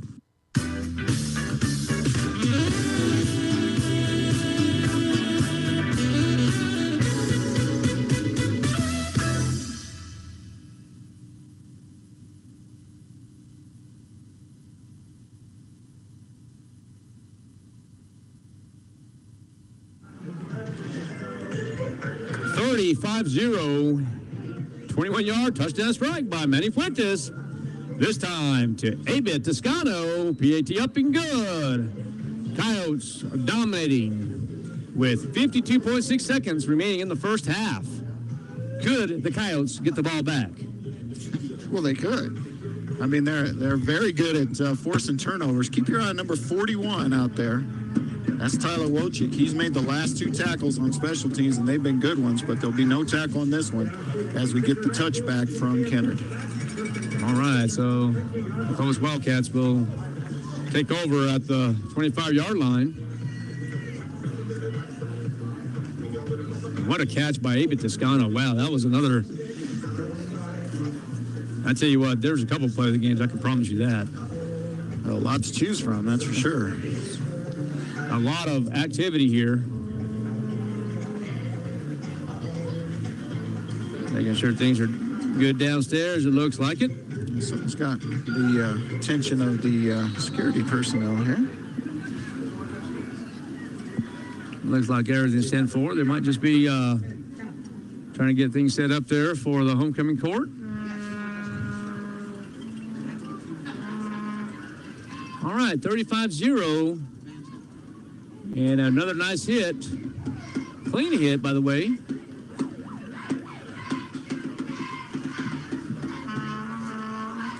Yeah, and I think that's Connor Nichols on the tackle there. Well, I think that's going to be one more play here for Clovis, and that's going to end the half. I don't know why you would.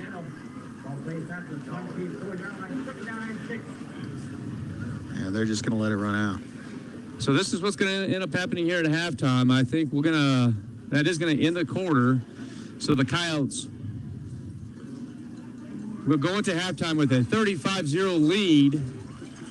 We're going to take a 2-minute break. We'll come back and talk statistics. And then we'll have an interview with Mr. Ruben Bolaños. We'll be right back. You're listening and watching the Roswell Football on KSVPTV.com and KSVPTV.com, 106.5 Roswell Talk FM. Sorry.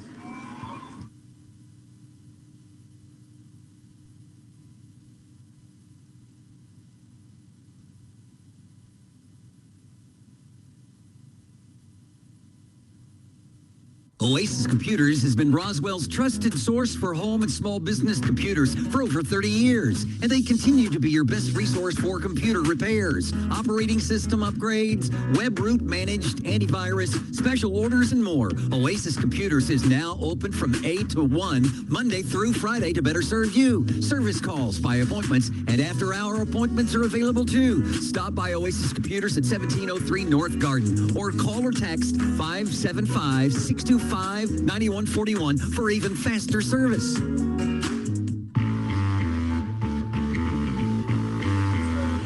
Welcome back to Roswell Coyote football on 106.5 Roswell Talk FM and KSVPTV.com. We're here at the Wool Bowl in Roswell, New Mexico. Coyotes dominating here. I'm telling you, it's been a lot of fun. Right now, we're just going to pause for just a second as the Big Red Band will be performing here, and then we'll be having the homecoming court. Kind of change the plans. We might talk statistics towards the end of the half, and then we'll have the interview with Mr. Bolaños here momentarily. We're going to pause for the Big Red Band.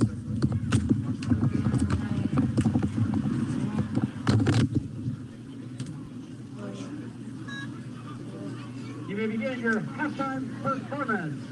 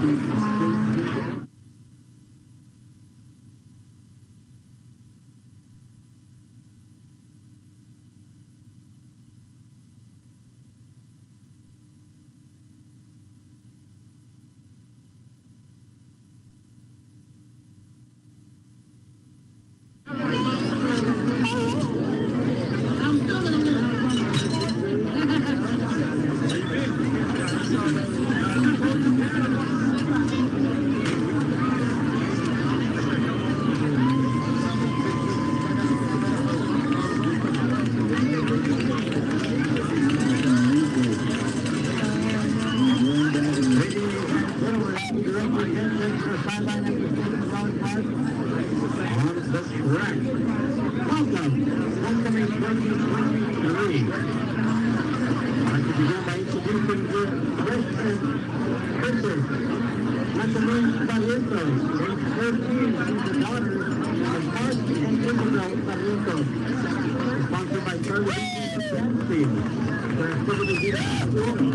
welcome back, ladies and gentlemen. You're here at the Wool Bowl in Roswell, New Mexico. You are listening and watching KSVPTV.com and 106.5 Roswell's Talk FM.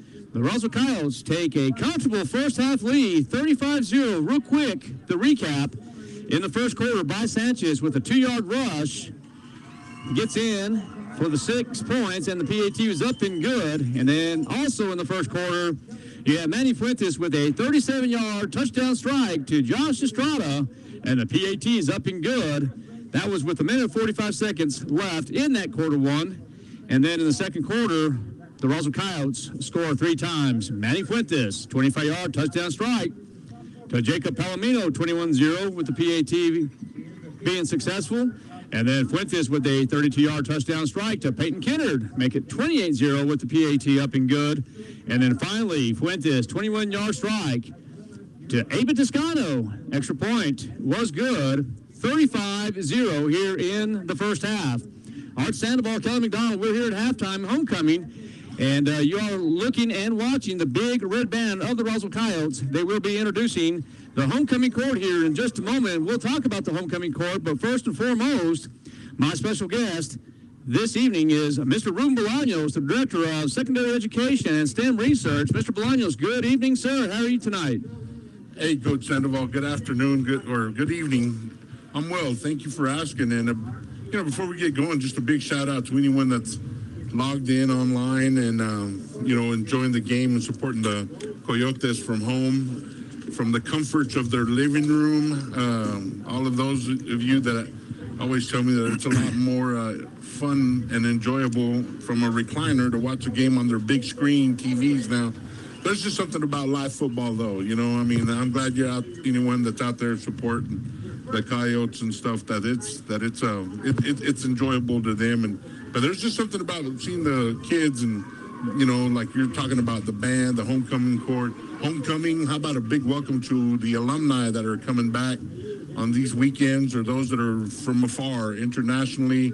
I know we get a couple of people, they tune in to games from abroad and stuff, and all of the service men and women that are out there logged on as well. So big thank you to all them that let us lay our heads at night, and we don't have to worry about, being invaded or anything like that. So to all the service men and women that are putting it out there, we appreciate you. Amen to that, Coach. And, hey, real quick, first and foremost, I just want to talk, we'll talk a little football here in just a moment, but, we're always talking about the Roswell Coyotes. They're currently 5-0 right now, and, they're ranked number 2 in the state of New Mexico in all classifications, 1 through 6. They had the 1 seed last week, but the Artesia Bulldogs upset the Cleveland Storm. But let me tell you something here. The Roswell Coyotes, you were, and I say you are, you always will be. When you're in education, you're always going to be an instructor. You're always going to be an administrator. Now you're downtown. But one of the things about the Roswell Coyotes and Roswell High School in general, it's a big family. It's a big family. And speaking of family, I want you to talk about your hermano, your brother, the defensive coordinator, because here's the thing. He and Coach Lynn have such a great relationship, but Arturo is the defensive coordinator. Here's the interesting thing that is about those two. Jeff Lynn leaves him alone. Art Bolaños is another head coach. So you have 2 head coaches on the field, but you as the older brother, tell me about your younger brother in this situation here. I'm really proud of him. I'm really proud of him that he's, that he's garnered that trust from Jeff as the head coach. Right. Because there's a lot of assistants that are out there, and there's always the head coach that is peeking over their shoulder and just making sure that everything's done. And Jeff and Arturo have put together a good relationship, and they've built this. I mean, they're like hell, they've been together longer than a lot of marriages. You know what I mean? They've been together something like about 9 years or something like that. And, they've put in the work.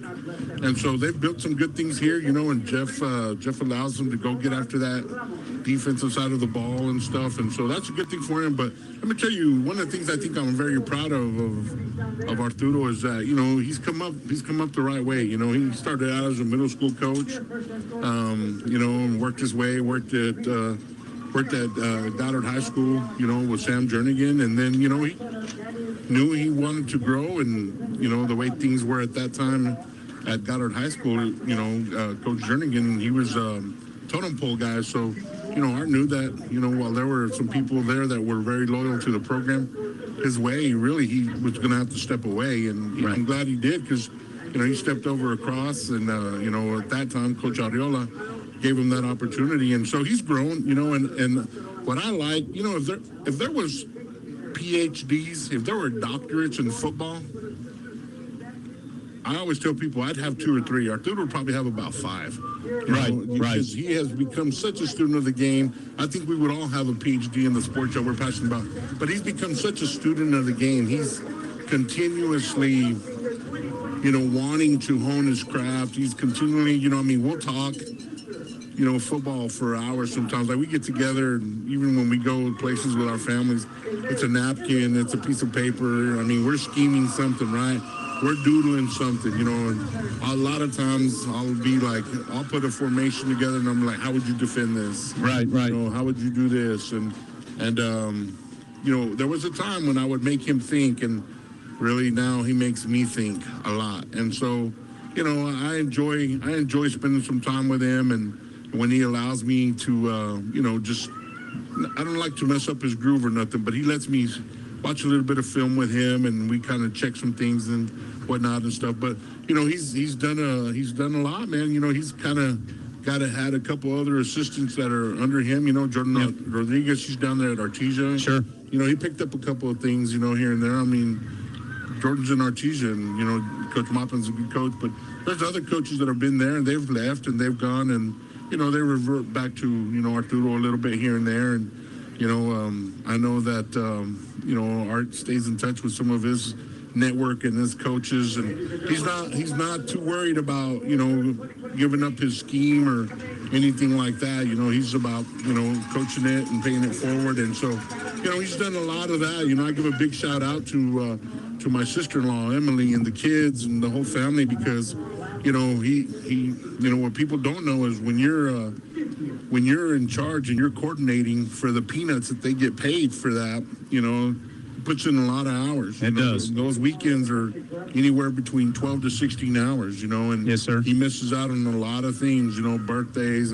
Hell, a couple of times he missed my birthday, kind of hurt my feelings. And what he didn't do either is he didn't make up for it and give me a good present or nothing, Right. But he did get me a win, so, Well, that's most important. That's what happens there, So I'm real happy with that. He's and he kept his mouth, and his mind level and everything, and he's growing. So, big kudos to him and to his staff. He's got a young staff right now, with a couple of changes. He's got Coach Ramos on that side of the ball, and he's got Coach Frescas on that side of the ball. I kind of laugh at him a little bit. He lets them evolve on their own because, me, I'm like, let's coach it out. Let's coach it up, man. All sides of the ball. But anyway. Yeah, well, that's good, Coach. And I say, Coach, a lot of people don't understand, or with you and I, Ruben, believe it or not, we grew up together.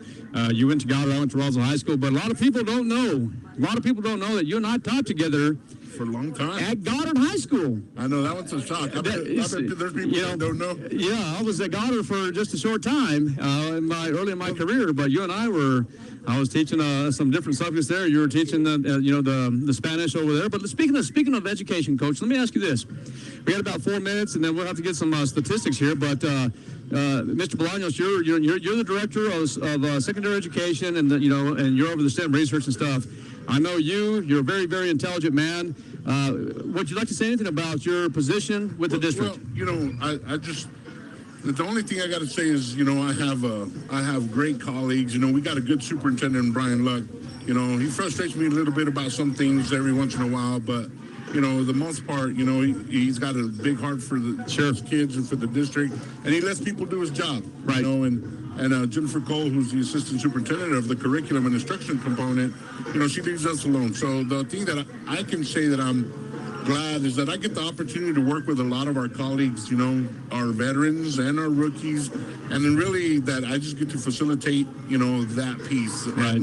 And so working with that and working with you guys at the schools, of course, I really enjoy that. And, a lot of times you'll hear the scuttlebutt, especially those of us in the district, we got our disgruntled moments or whatever because, something ran out or we didn't get this or something like that's happening. The truth of the matter is there's a lot of great things happening in the district. Right.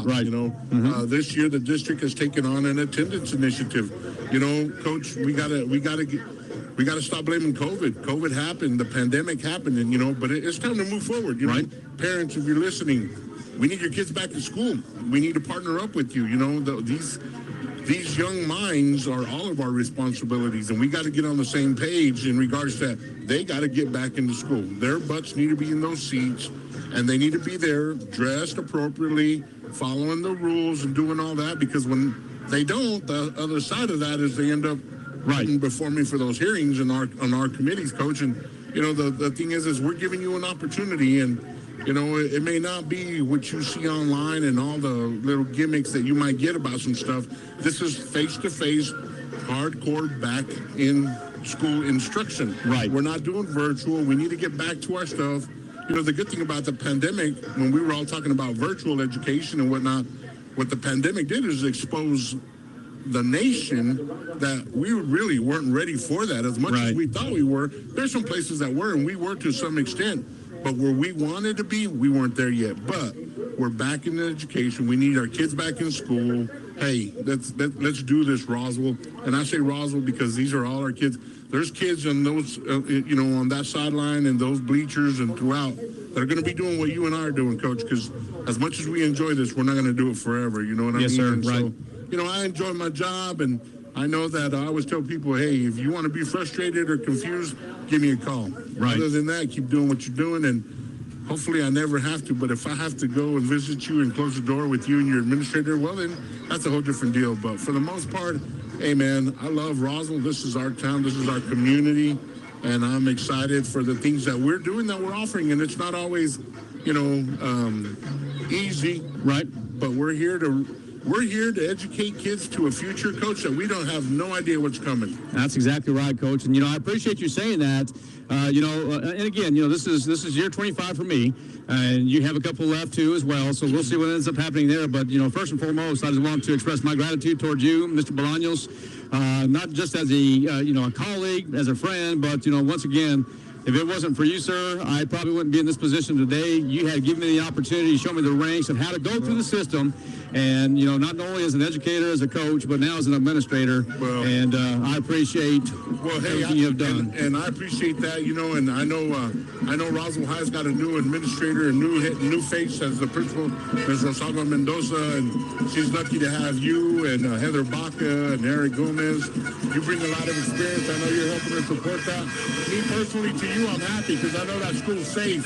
Right. And with my knucklehead family members that are walking around there, I'm glad to know that I don't have to worry about that stuff. Yes, sir. It's been evident, and in other places too. We got a bunch of good stuff, but you're being humble, Coach. You know how many people, what our isn't saying, and citizens of Roswell and all those listening in, is that there's a lot of rookie administrators that call him on speed dial for a lot of input and stuff, and so we appreciate that piece right there. So again, we're all a team, and we're all good, man. And the Coyotes are gonna hopefully send us all home before the news kicks in tonight. Yeah, we'll see what happens. Well, Mr. Bolaños, sir, I appreciate you taking some time out for us. You have anything in closing, sir? No, just everyone. That again, the servicemen and women and all the first responders and everyone that's in some service position and giving to people, hey, we appreciate you, man, and may God bless you guys, and always look over you and keep everyone healthy, and you guys just keep it real and enjoy one another, because life's too short. We're here today and we don't know about tomorrow. Amen, brother. Amen. Coach, always a pleasure. Anytime you need to take up some time, me, give me a mic and we might be in trouble. Hey, you and I, we have a PhD in a lot of different things here, my friend, a PhD. So, hey, Ruben, I appreciate you, sir. Enjoy the rest of the game. Hey, you too. Have fun. Yes, Take sir. care. Say hi to the family. Yes, sir. Thank you. Bye. All right, ladies and gentlemen, my special guest, Mr. Ruben Bolaños, the Director of Secondary Education and STEM Research. And now we're about a minute and about 18 seconds before they meet at the field here, talk a little discussion here. Excuse me, Mr. Kelly McDonald will be here in just a moment. We will talk some statistics. If we don't get that opportunity here in just a moment, we will get you caught up.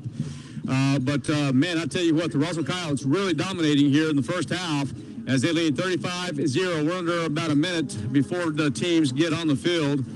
Just a real quick recap. Bryce Sanchez in the first quarter scored on a 2-yard touchdown rush. PAT was up and good. Matty Fuentes then in the first quarter has a 37-yard touchdown strike to Josh Estrada. The PAT was up and good as well. And then in the second quarter, 3 times Kyle scored. Fuentes, 25-yard touchdown strike to Jacob Palomino. PAT up and good, 21-0. And then Fuentes, 32-yard touchdown strike to Kennard, 28-0. And then Fuentes, once again, 21-yard touchdown strike to A.B. Toscano, making it 35-0. That's a quick update real quick. I think we might have a chance to do some statistics here with Coach McDonald. We'll hit the highlights. How's that? Sounds great, sir. All right, so I want to talk about defensively. I want to talk about the Nichols brothers, specifically Keegan Nichols, 5 tackles, 2 of those for loss, basically stopping the first 2 drives of the game. And his brother Connor had 3. Also, Wes Gallegos with 3, including a sack. Offensively, Manny Fuentes, a perfect 8 for 8, 169 yards, and 4 touchdowns in the first half. Bryce Sanchez, 12 carries for 107 yards in the first half. So just lots to talk about. We could go down the list, but just an incredible first half for those 3 individuals for sure. Yeah, absolutely. And it looks like the players are now set to begin the second half as the Coyotes won the toss, deferred to the second half, and now it is returnable.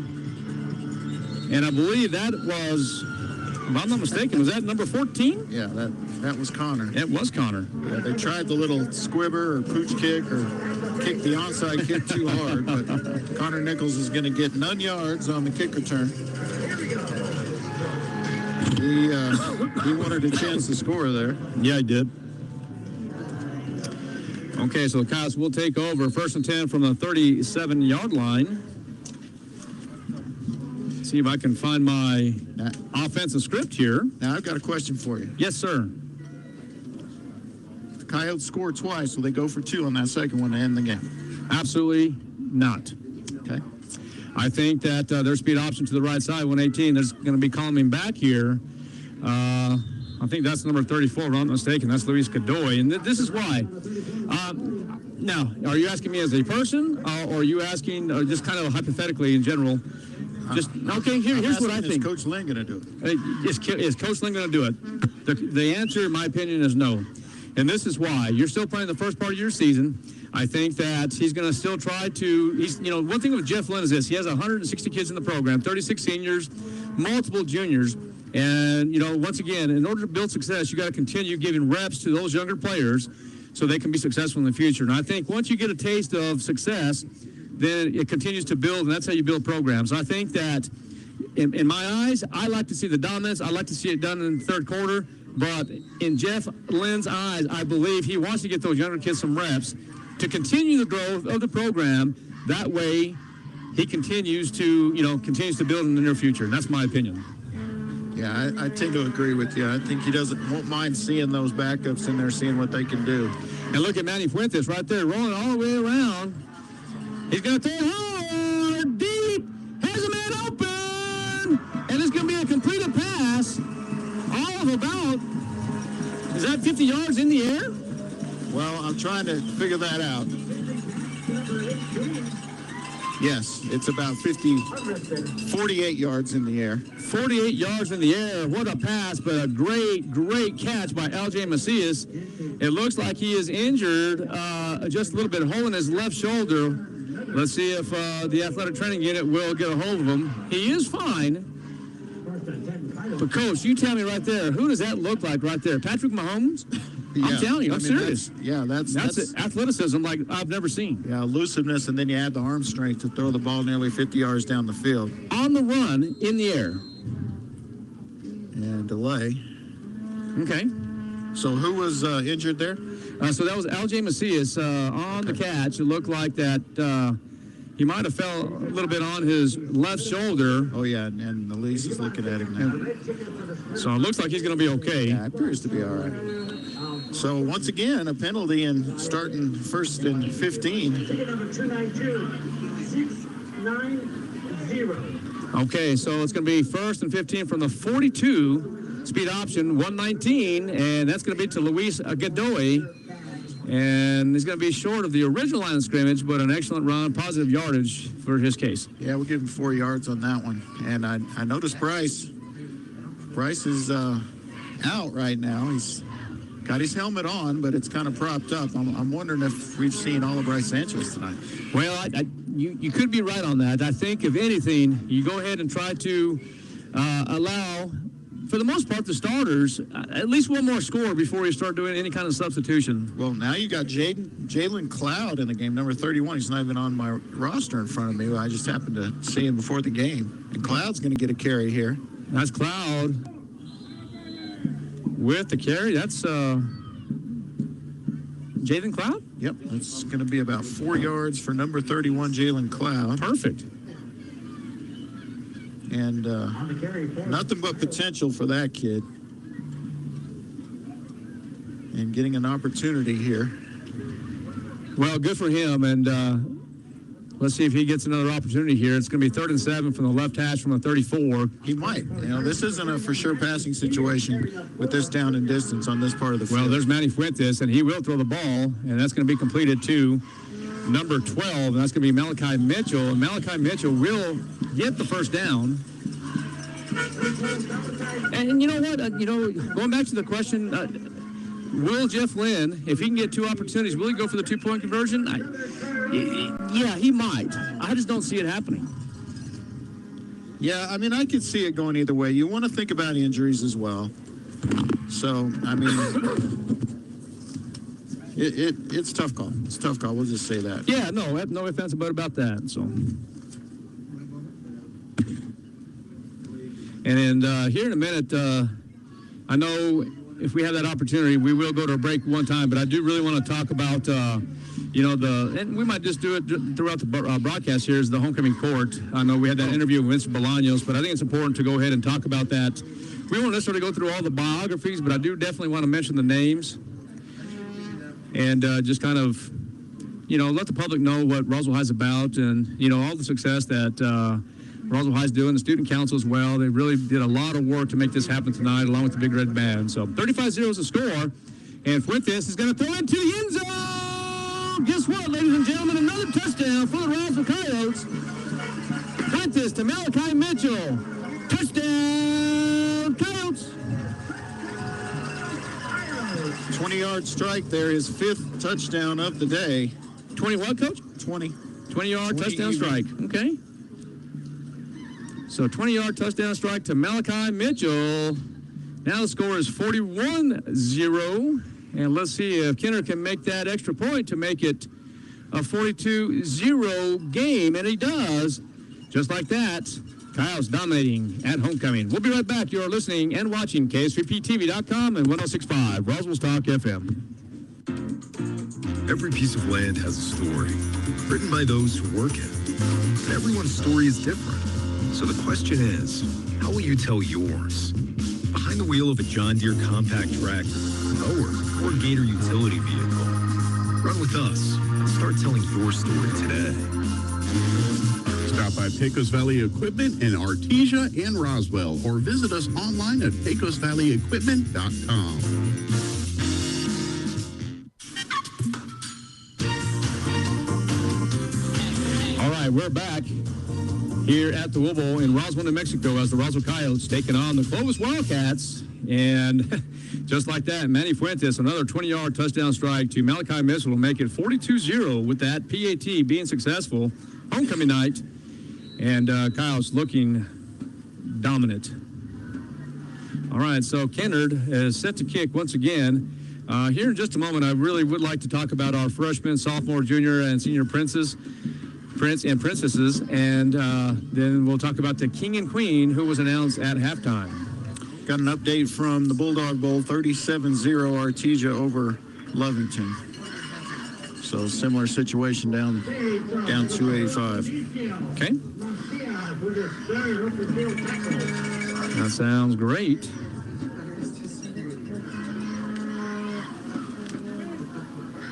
All right, it's going to be 1st and 10 now for the Clovis Wildcats And it looks like there's a timeout on the field. So let's just stay here real quick. Let's talk a little bit about the homecoming court as the Clovis Wildcats get back on there. The freshman Prince and Princess, Natalie Barrientos and Hunter Berry.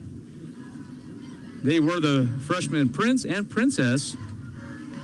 And for the sophomore Prince and Princess, we had Malia Salinas. And the junior Princess, excuse me, I'm just kind of going base here because I don't think there was actually a Prince at the time. Meanwhile, we get the sack. Was there a sack okay? Yeah, I just got to see who it was. It was either Rudley or, no, it wasn't Rudley. I think it might have been Greathouse. Still can't see the number. There it is, Greathouse. Yeah, so now we didn't have a junior Prince. That's going to be Caitlin Holloway, and then the senior Princess, Annalie Dominguez, and the other Princess at the time was Isabel Garcia. The two Prince were Connor Nichols and Omar Ramos. And swarming defense, short gain of about 3 is going to bring up 3rd and 14. Okay.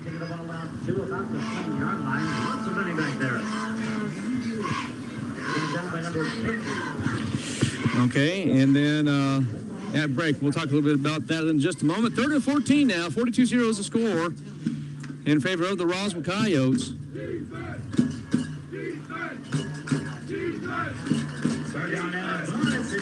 Working middle part of the field, and the quarterback appears to be number 4, Jet Stone. Shotgun right now, and there's going to be a flag. Oh, and they stopped it with the offsides. I'm surprised they stopped it, because the defender that was offsides had stopped and was going back. So usually I let that one go. Instead, it's going to make it 3rd and a much more manageable 9. Looked like it was Quezada looking to blitz there. There's going to be a pass. This time, it's going to be an incomplete pass. Oh, and they're throwing a flag. They're going to call it pass interference? I guess. Not much contact down there, and they just seem to be kind of running together. But I think they're going to get Nate Quintero on the pass interference.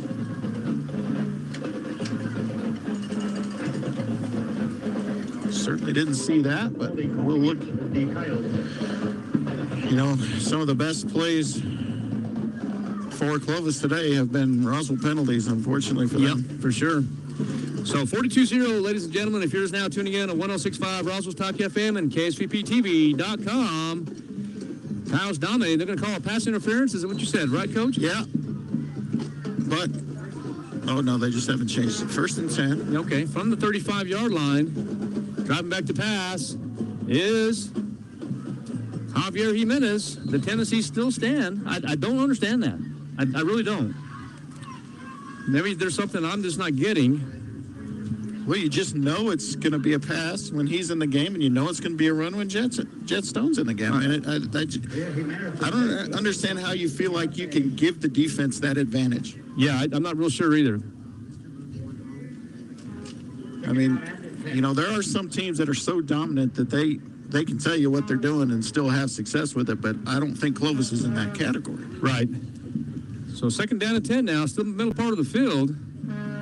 Jacob Palomino in at safety right now. He was the one defending on that play. Quick pass to number 14, Johnny Molina, and Mr. Molina will go nowhere. Tackle for loss for Zy Carrasco. And I'll tell you what, this defense is just absolutely smothering. To say the least, right? And it's not just today. I mean, you look at the schedule and what this team's doing. They did give up 18 points on 3 big hitters to Lovington in week 1. Since then, they've allowed 6, 6, 7, 7, and tonight 0.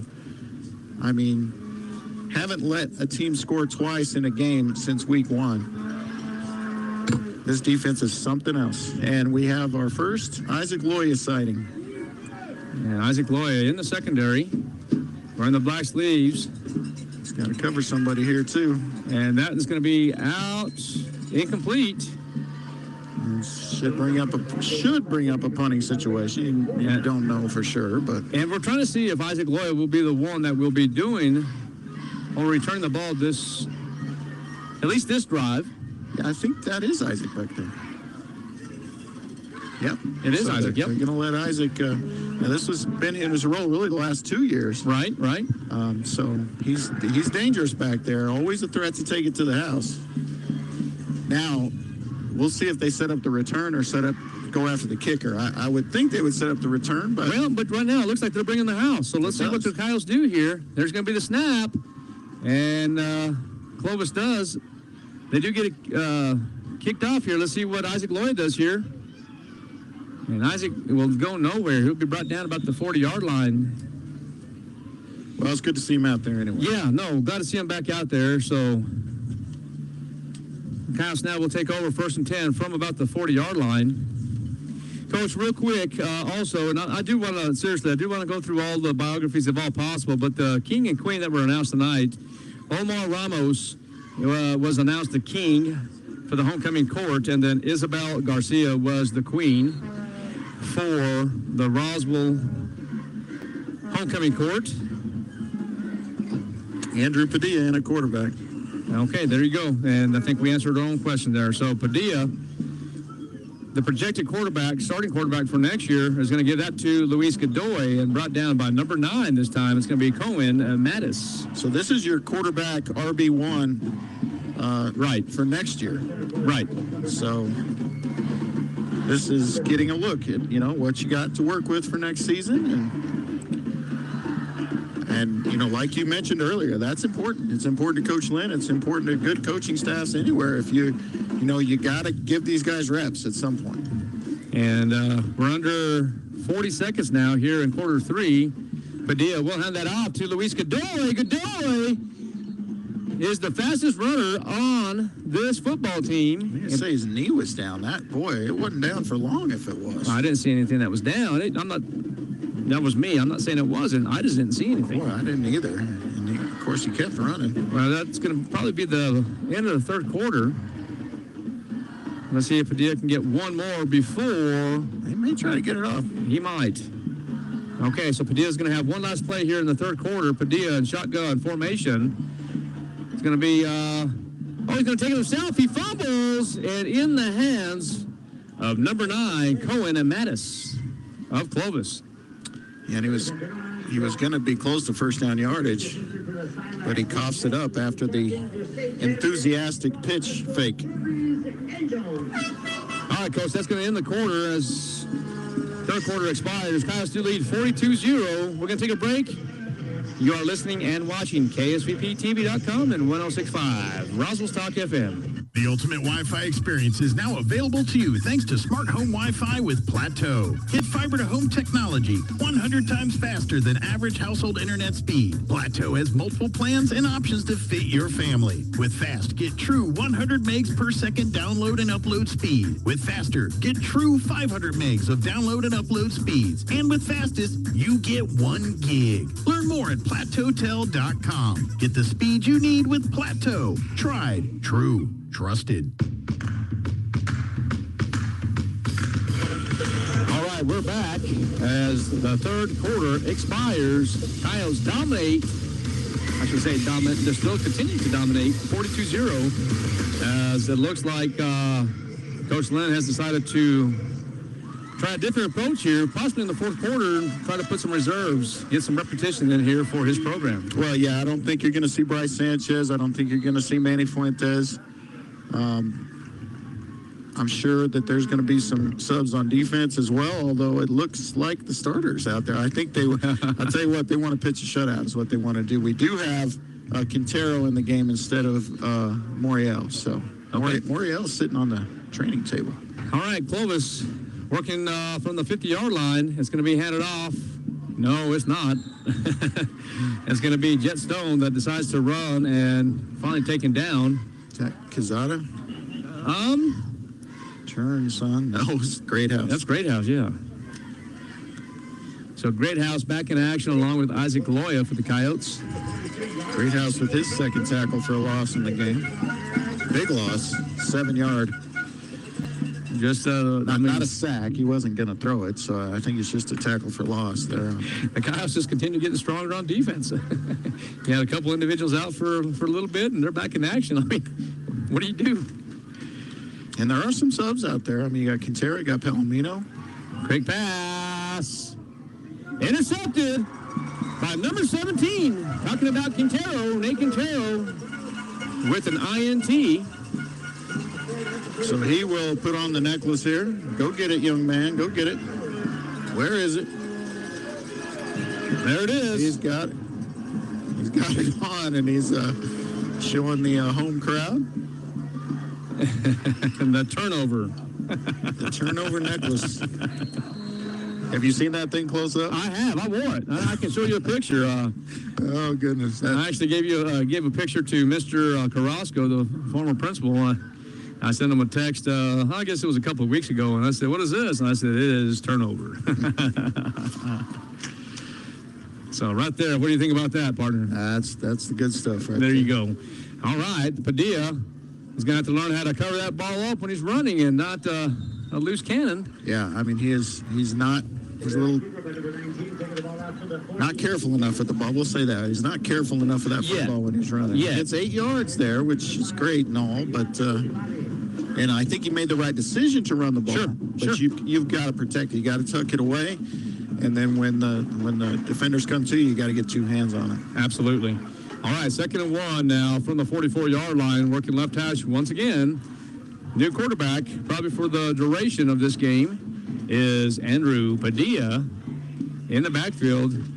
Looks like that's going to be number 31. That's going to be Cloud. Is that correct? Yes. So Jalen Cloud will get the first down. Cloud, his 3rd carry for a total of 10 yards. He could break one at any time. He's got real good speed. Looks like he's coming out, though. And they got Godoy back in the game. Well, but look at the speed, Coach. And, we keep talking about reserves, but these individuals here can very well easily be starters. Oh, yeah. Coach said Godoy is the fastest on the team. Yeah. And I don't see where Cloud would be too far behind him because I've just seen him. I know what he's got. This could be a pass. I want to see Padilla throw the ball. Well, I don't know if they're going to throw that when you're up 42-0, but I think what Coach Lunn's going to try to do is just kind of, trim some time off the clock there. Well, we have had the running clock going since halftime with the 35-point lead when we started the half. 42-0 now. And we need to keep saying that because for the radio viewers, but listeners. That's Luis Godoy. Kind of tweaked himself a little bit as Lacey's going to go take a quick look at him. And he tried to go back to the huddle, and he kind of just was a wounded duck there for just a second. Better safe than sorry. Get out there, young man, and just take it easy. So we got Avi Toscano. That's another dangerous weapon there. But the Roswell Coyotes are going to take a timeout. Coach, let's stay here for a second. Let's talk about this homecoming court. I think it's very important to the homecoming court and to Roswell Coyotes and to this community. Real quick, the freshman princess, Natalie Barrientos, age 14, the daughter, son of Mark and Isabel Barrientos, sponsored by the Charlie's Angels, the dance team. The activity in the school, in and out of school, is Miss Minnie's School of Ballet. Apart from the Charlie's Angels dance team, future goals, a teacher, and maybe own her own doggy daycare. Future plans to attend Arizona State University, and she is part of the state national champions. Hunter Berry, age 15, daughter, son of, they say daughter on here, it's done incorrectly. So age 15, the son of, sponsored by the wrestling program. Activities in and out of school. Hunter does band, singing, wrestling, and football. The facts of Hunter is Hunter would like to attend college and wrestle and play football while in college. Those are the freshman prince and princess. And Padilla now will still be the quarterback here. We got Dominic Pacheco, senior wideout, Paul Vigil, senior slot into the game. Of course, you got Padilla, and the running back is going to be Cloud. He's going to get the pitch. 118 speed option. There's Cloud. Look at the speed on that. 30, 25, 20, 15, 10, 5. Touchdown, Coyotes. Jaden Cloud in the 4th quarter. He just turned off the speed. Jalen Cloud. And my pin is out.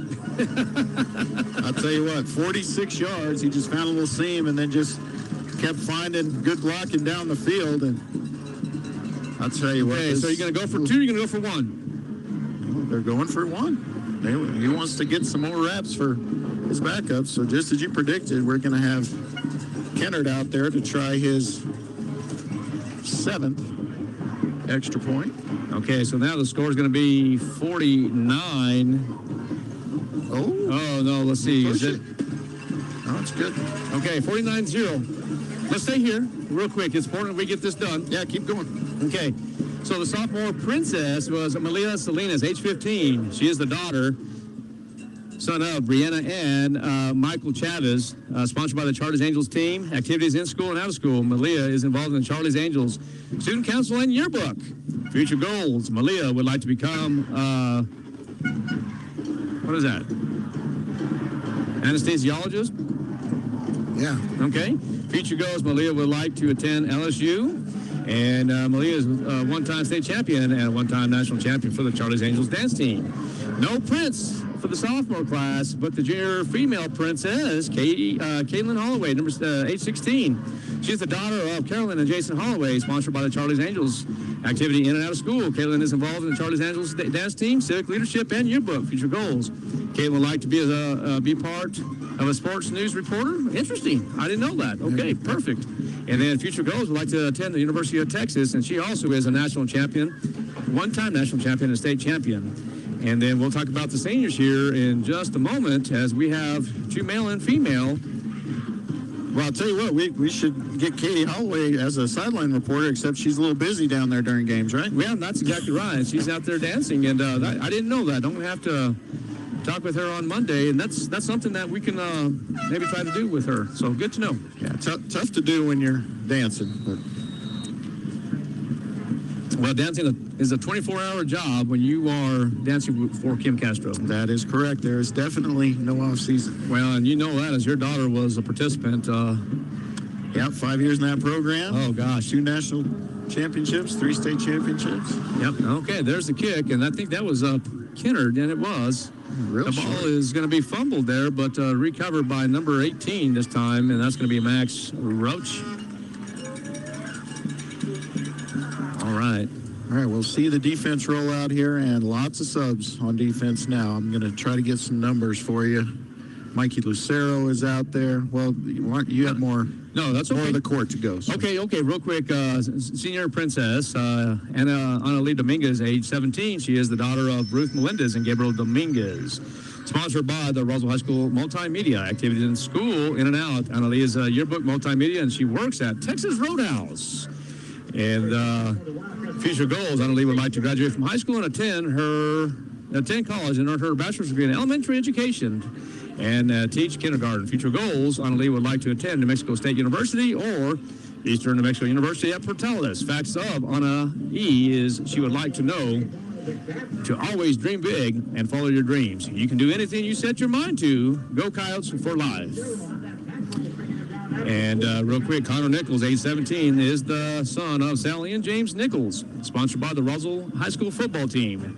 Activities in and out of school. Connor does football, wrestling, track, and FFA, and student council. Future goals. Connor wants to become a certified welder, and the future of college would like to attend Eastern New Mexico University at Roswell. And the facts of Connor is he's glad to have a chance to run for homecoming king. It is a very exciting experience. And last 2 is Isabel Garcia. She is the daughter of Ivan and Michelle Garcia. Isabel, 17 years of age, sponsored by the Charlie's Angels, activities in and out of school. Isabella is involved in Miss Minnie's School of Ballet internship at Sprint's Sports Rehab and National Honor Society. Future goals, she would like to become an occupational therapist or an occupational therapist. Future goals, Isabel would like to attend University of Texas at El Paso. And the facts of Isabel, 2 national titles and 3 state titles, maintaining a honors GPA of a 3.5 or above. And that's going to be intercepted by the Roswell Coyotes. And that's going to be number 6, Isaac Loya, as he returns. And then the last one is Omar Ramos. Holy moly, what a catch. Yeah, it was a catch. Pick. Omar Ramos, 817, is the son of Palmira. Excuse me, the son of Palmira Zarala, sponsored by the Roswell High School basketball team. Activities in and out of school. Omar plays basketball, works, goes to church, involved in student council, likes to hang out with friends. Future goals are Omar wants to become an underwater welder. Future goals, he would like to attend a trade school, and the facts about Omar is he would like to say God bless to everybody. And king and queen, once again, is Isabella Garcia and Omar Ramos. 49-0 here at the Wool Bowl in favor of the Roswell Coyotes, as there's an interception by Isaac Loy as he returns to play, and 6 minutes left in the ball game, and that's going to be Padilla as he hands it off to, that's going to be Godoy, and Godoy, the fastest young man in the program, according to Coach Lynn. Yeah, it wasn't Gallegos. And he might be cramping a little bit. That might be he's cramping. Yeah, they need to get him out. So that's going to bring in number 21, Fabian Vigil, senior. Well, Coach, I did that homecoming court quickly. Well, had a lot to get to today.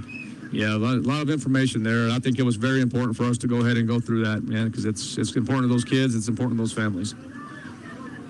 All right, and that's Fabian Vigil. Fabian Vigil gets the first down. 7 yards for him.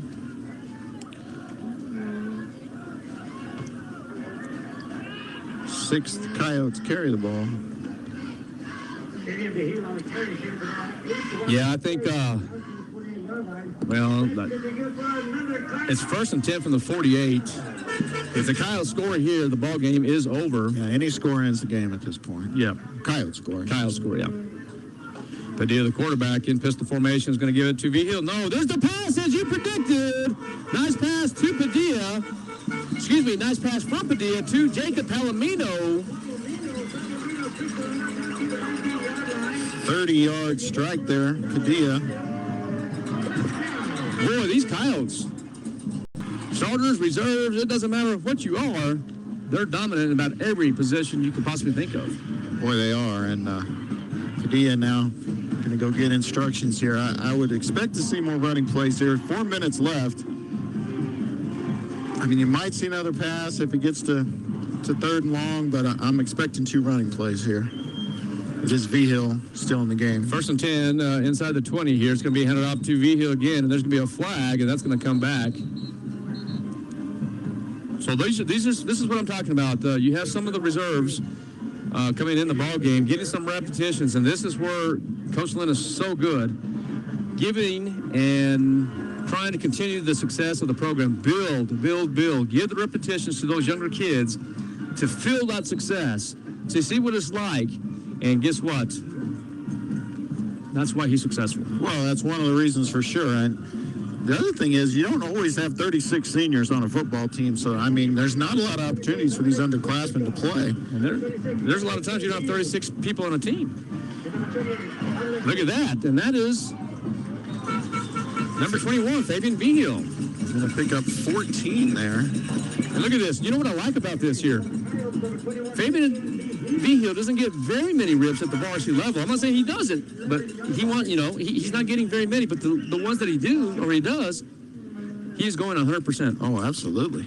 And how about the blocking up front? Oh my gosh. Now I'm not familiar enough with Clovis to know if they've got their reserves in on defense. Well, and I'm kind of looking at that depth chart that you had given me. It looks like they continue still having the starters in there. Yeah, for the most part. Oh, here's Fabian Vigil. Might have the first down, but it's going to be real close. So I'm going to go ahead and give it to him. Yep, they're signaling. So 4 opportunities to get back in the end zone, and I'm telling you. And to end the game. And barring some kind of defensive touchdown here, Coyotes, whose defense has been so dominant all season long, about to pitch their first shutout. I don't want to jinx it, but... Well, yeah, that's 49-0, 2:23 remaining in the ball game. Have a running clock, no matter what. Coyotes score, the ball game is over. Padilla, the quarterback, shotgun. And in the backfield, that's Jaden Cloud once again. So here he is. Cloud will get the ball one more time, and boy, he hits that hole quick inside the 10-yard line. It looks like it's going to be second down and probably about the 8. Well, 2-yard gain for Cloud. Because of that 46-yard run, he's gonna be the number 2 rusher on the day. Of course, number 1 is going to be Bryce Sanchez, but who did not see the field in the second half, but still rushed for 107 yards and a touchdown. Well, how important is this drive for these youngsters, Coach? Well, I mean, anytime that you can have success with your backups, against a quality program like this in a varsity game, it's big for them, and it's big, like you said, big for development of the team. All right, there's Padilla, shotgun. Excuse me, it's going to be Pistol. Cloud on his feet, and finally brought down about the 4-yard line as the clock continues to run. Excuse me, starting to lose my voice here. We've talked a little bit since Wednesday, hadn't we? Well, you keep saying touchdown Coyotes, and had to say it 7 times. Or an ace, or kill, or... Had a lot of fun since Wednesday. Did New Mexico Military Bronco volleyball, Roswell High School volleyball yesterday, and now today we're doing high school football. So Coach Lynn is going to give them 2 shots here. And get in on this play, get in on the next play. I love it. Actually, they wouldn't have to run another play, it looks like. Well, if they get in here, it's done. If not, you have one more opportunity, and that's going to be just about right. Utilize the entire... Okay, there's going to be the time off the clock, so that's going to come back just a bit.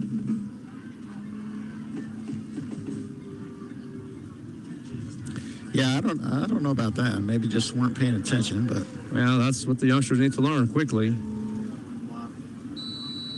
So they will run the play from the 10. It'll be 3rd and goal from the 10. Smells like popcorn out there. They will have to run the play, however, unless they want to take another penalty. Okay, there's 13 seconds left on the time clock. I mean, they can take another penalty and just win the game. Well, they're going to try to utilize this. They're going to go into victory formation. That's going to be the ball game as the Roswell Coyotes get their first shutout of the year. 49-0. We're going to take a 2-minute timeout, 2-minute break. We'll come back and talk statistics, and then we'll close it out. We'll be right back. You're listening to Roswell Football on KSVPTV.com and 106.5 Roswell's Talk FM. Check it out. Introducing the new and improved. Check it out. Introducing the new and improved taste of Pepsi Zero Sugar. Now more delicious. Zero never tasted so good. Try it now.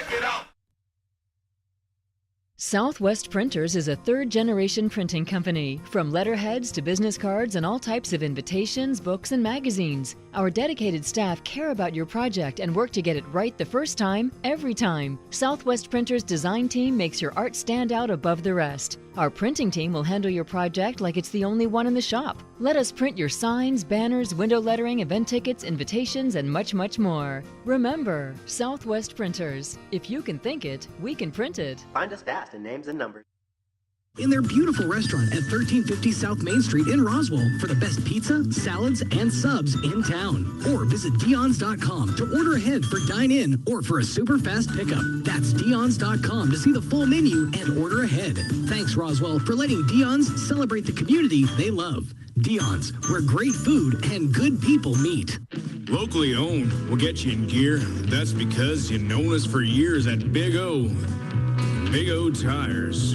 The big deal event is here. From now until October 1st, get $50 to $100 instant savings on 4 select in-stock Nexen or National tires. Big O Tires, the team you trust. Installation charges extra. Required on all 4 tires. Not valid with other offers. Eligibility may vary. Excludes National Road Max ST tires. Disposal fees extra and shop fees extra where permitted. See store for details. If you're missing a tooth or several teeth, a dental implant may be the ultimate solution. Implants look and feel so much like real teeth that you probably forget you have an implant. Maupin and Brown Dentistry is one of New Mexico's most experienced implant providers, with literally thousands of implant patients who are absolutely delighted with the results. Call Maupin and Brown today for an evaluation. You'll be surprised how affordable implants can be. Maupin and Brown, your choice for experienced, state-of-the-art dentistry. Summer's coming, and you're going to want to hit the road for a little well-deserved vacation time. At Richland Motors, it's never been easier to sell or trade your current car, truck, or SUV for a newer model to hit the road in.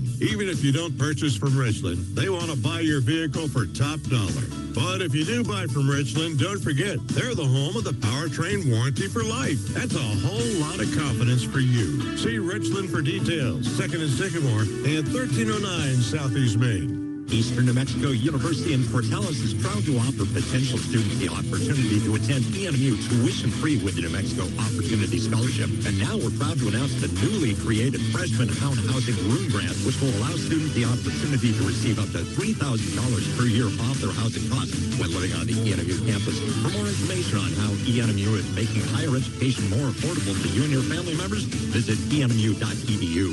Eastern New Mexico University. Student success, that's what we're about.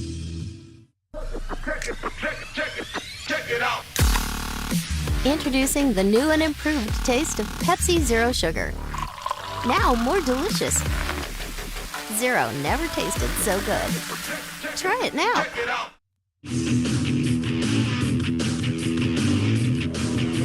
All right, welcome back to Roswell Coyote Football on 106.5 Roswell Talk FM and KSPPTV.com. All I can say is dominant. Roswell Coyotes win big, 49-0. Coach McDonald, talk to me about some stats, partner. All right, unofficially had Keegan Nichols leading the team with 5 tackles, 2 of those for loss, followed by Connor Nichols, Zy Carrasco, Wes Gallegos, Tyler Wojcik, and Mason Greathouse, all with 3 tackles each. 1 tackle each from Damian Quezada, Eli Lynn, Javier Garcia, Noah Lynn, Giovanni Apodaca, and Mikey Lucero. 6 tackles for loss in the game, 2 from Keegan Nichols, 2 from Mason Greathouse, and 1 each from Zy Carrasco and Eli Lynn.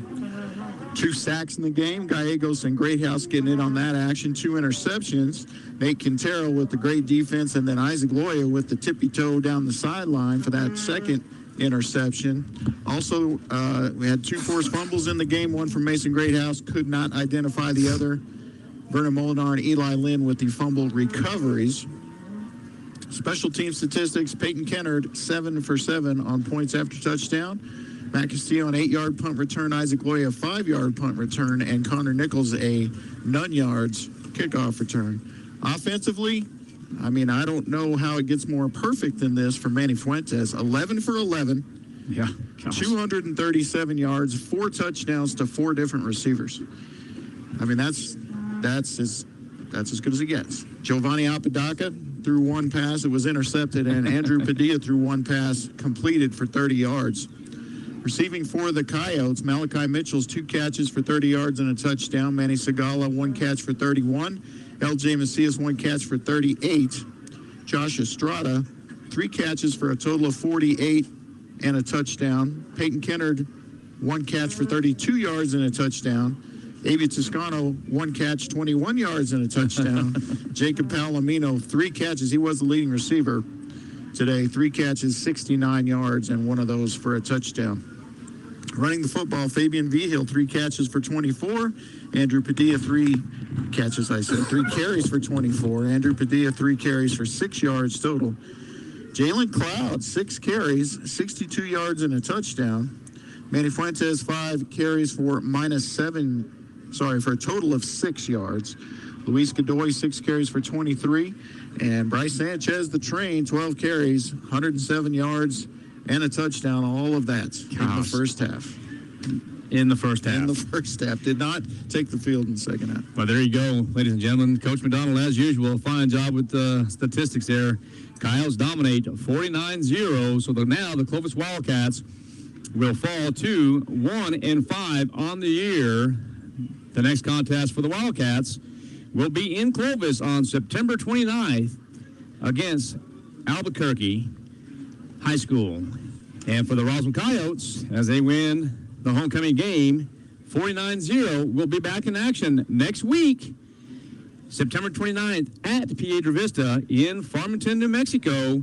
And you and I will not be in Farmington, but there's a possibility that we're going to get the live stream and broadcast from Roswell, New Mexico. So we're going to get that taken care of. One way or another, the game will be on KSVPTV.com and potentially on 106.5 Roswell's Talk FM. The Roswell Coyotes now improve their record overall to 6-0, ranked second in the state of New Mexico in all classifications. After next week, they will have the week off and then start district play. All right, ladies and gentlemen, safe travels back to Clovis, New Mexico. Art Sandoval, Kellen McDonald, signing off. Good night, and we'll see you next time. And it's always great to be a Coyote. Good night. Need new windows for your home? Beware of the... Hi, my name's Chance with Trustmark Roofing and Windows, and here's what you should expect during your window inspection. Upon my arrival, you'll receive a 15-minute courtesy call letting you know I'm on the way.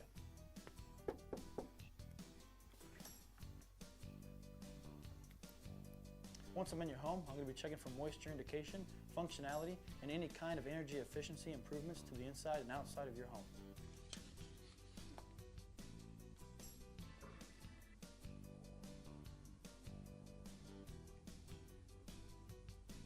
After my inspection, I'll give you my professional opinion, and then you can decide whether you want a no-obligation quote. Myself or the office will contact you to set up a date when I can show you my products and options to best suit your needs. So when choosing windows, choose Trustmark Roofing and Windows. Our goal is to give you a 5-star service and get you what you deserve, and that's the best.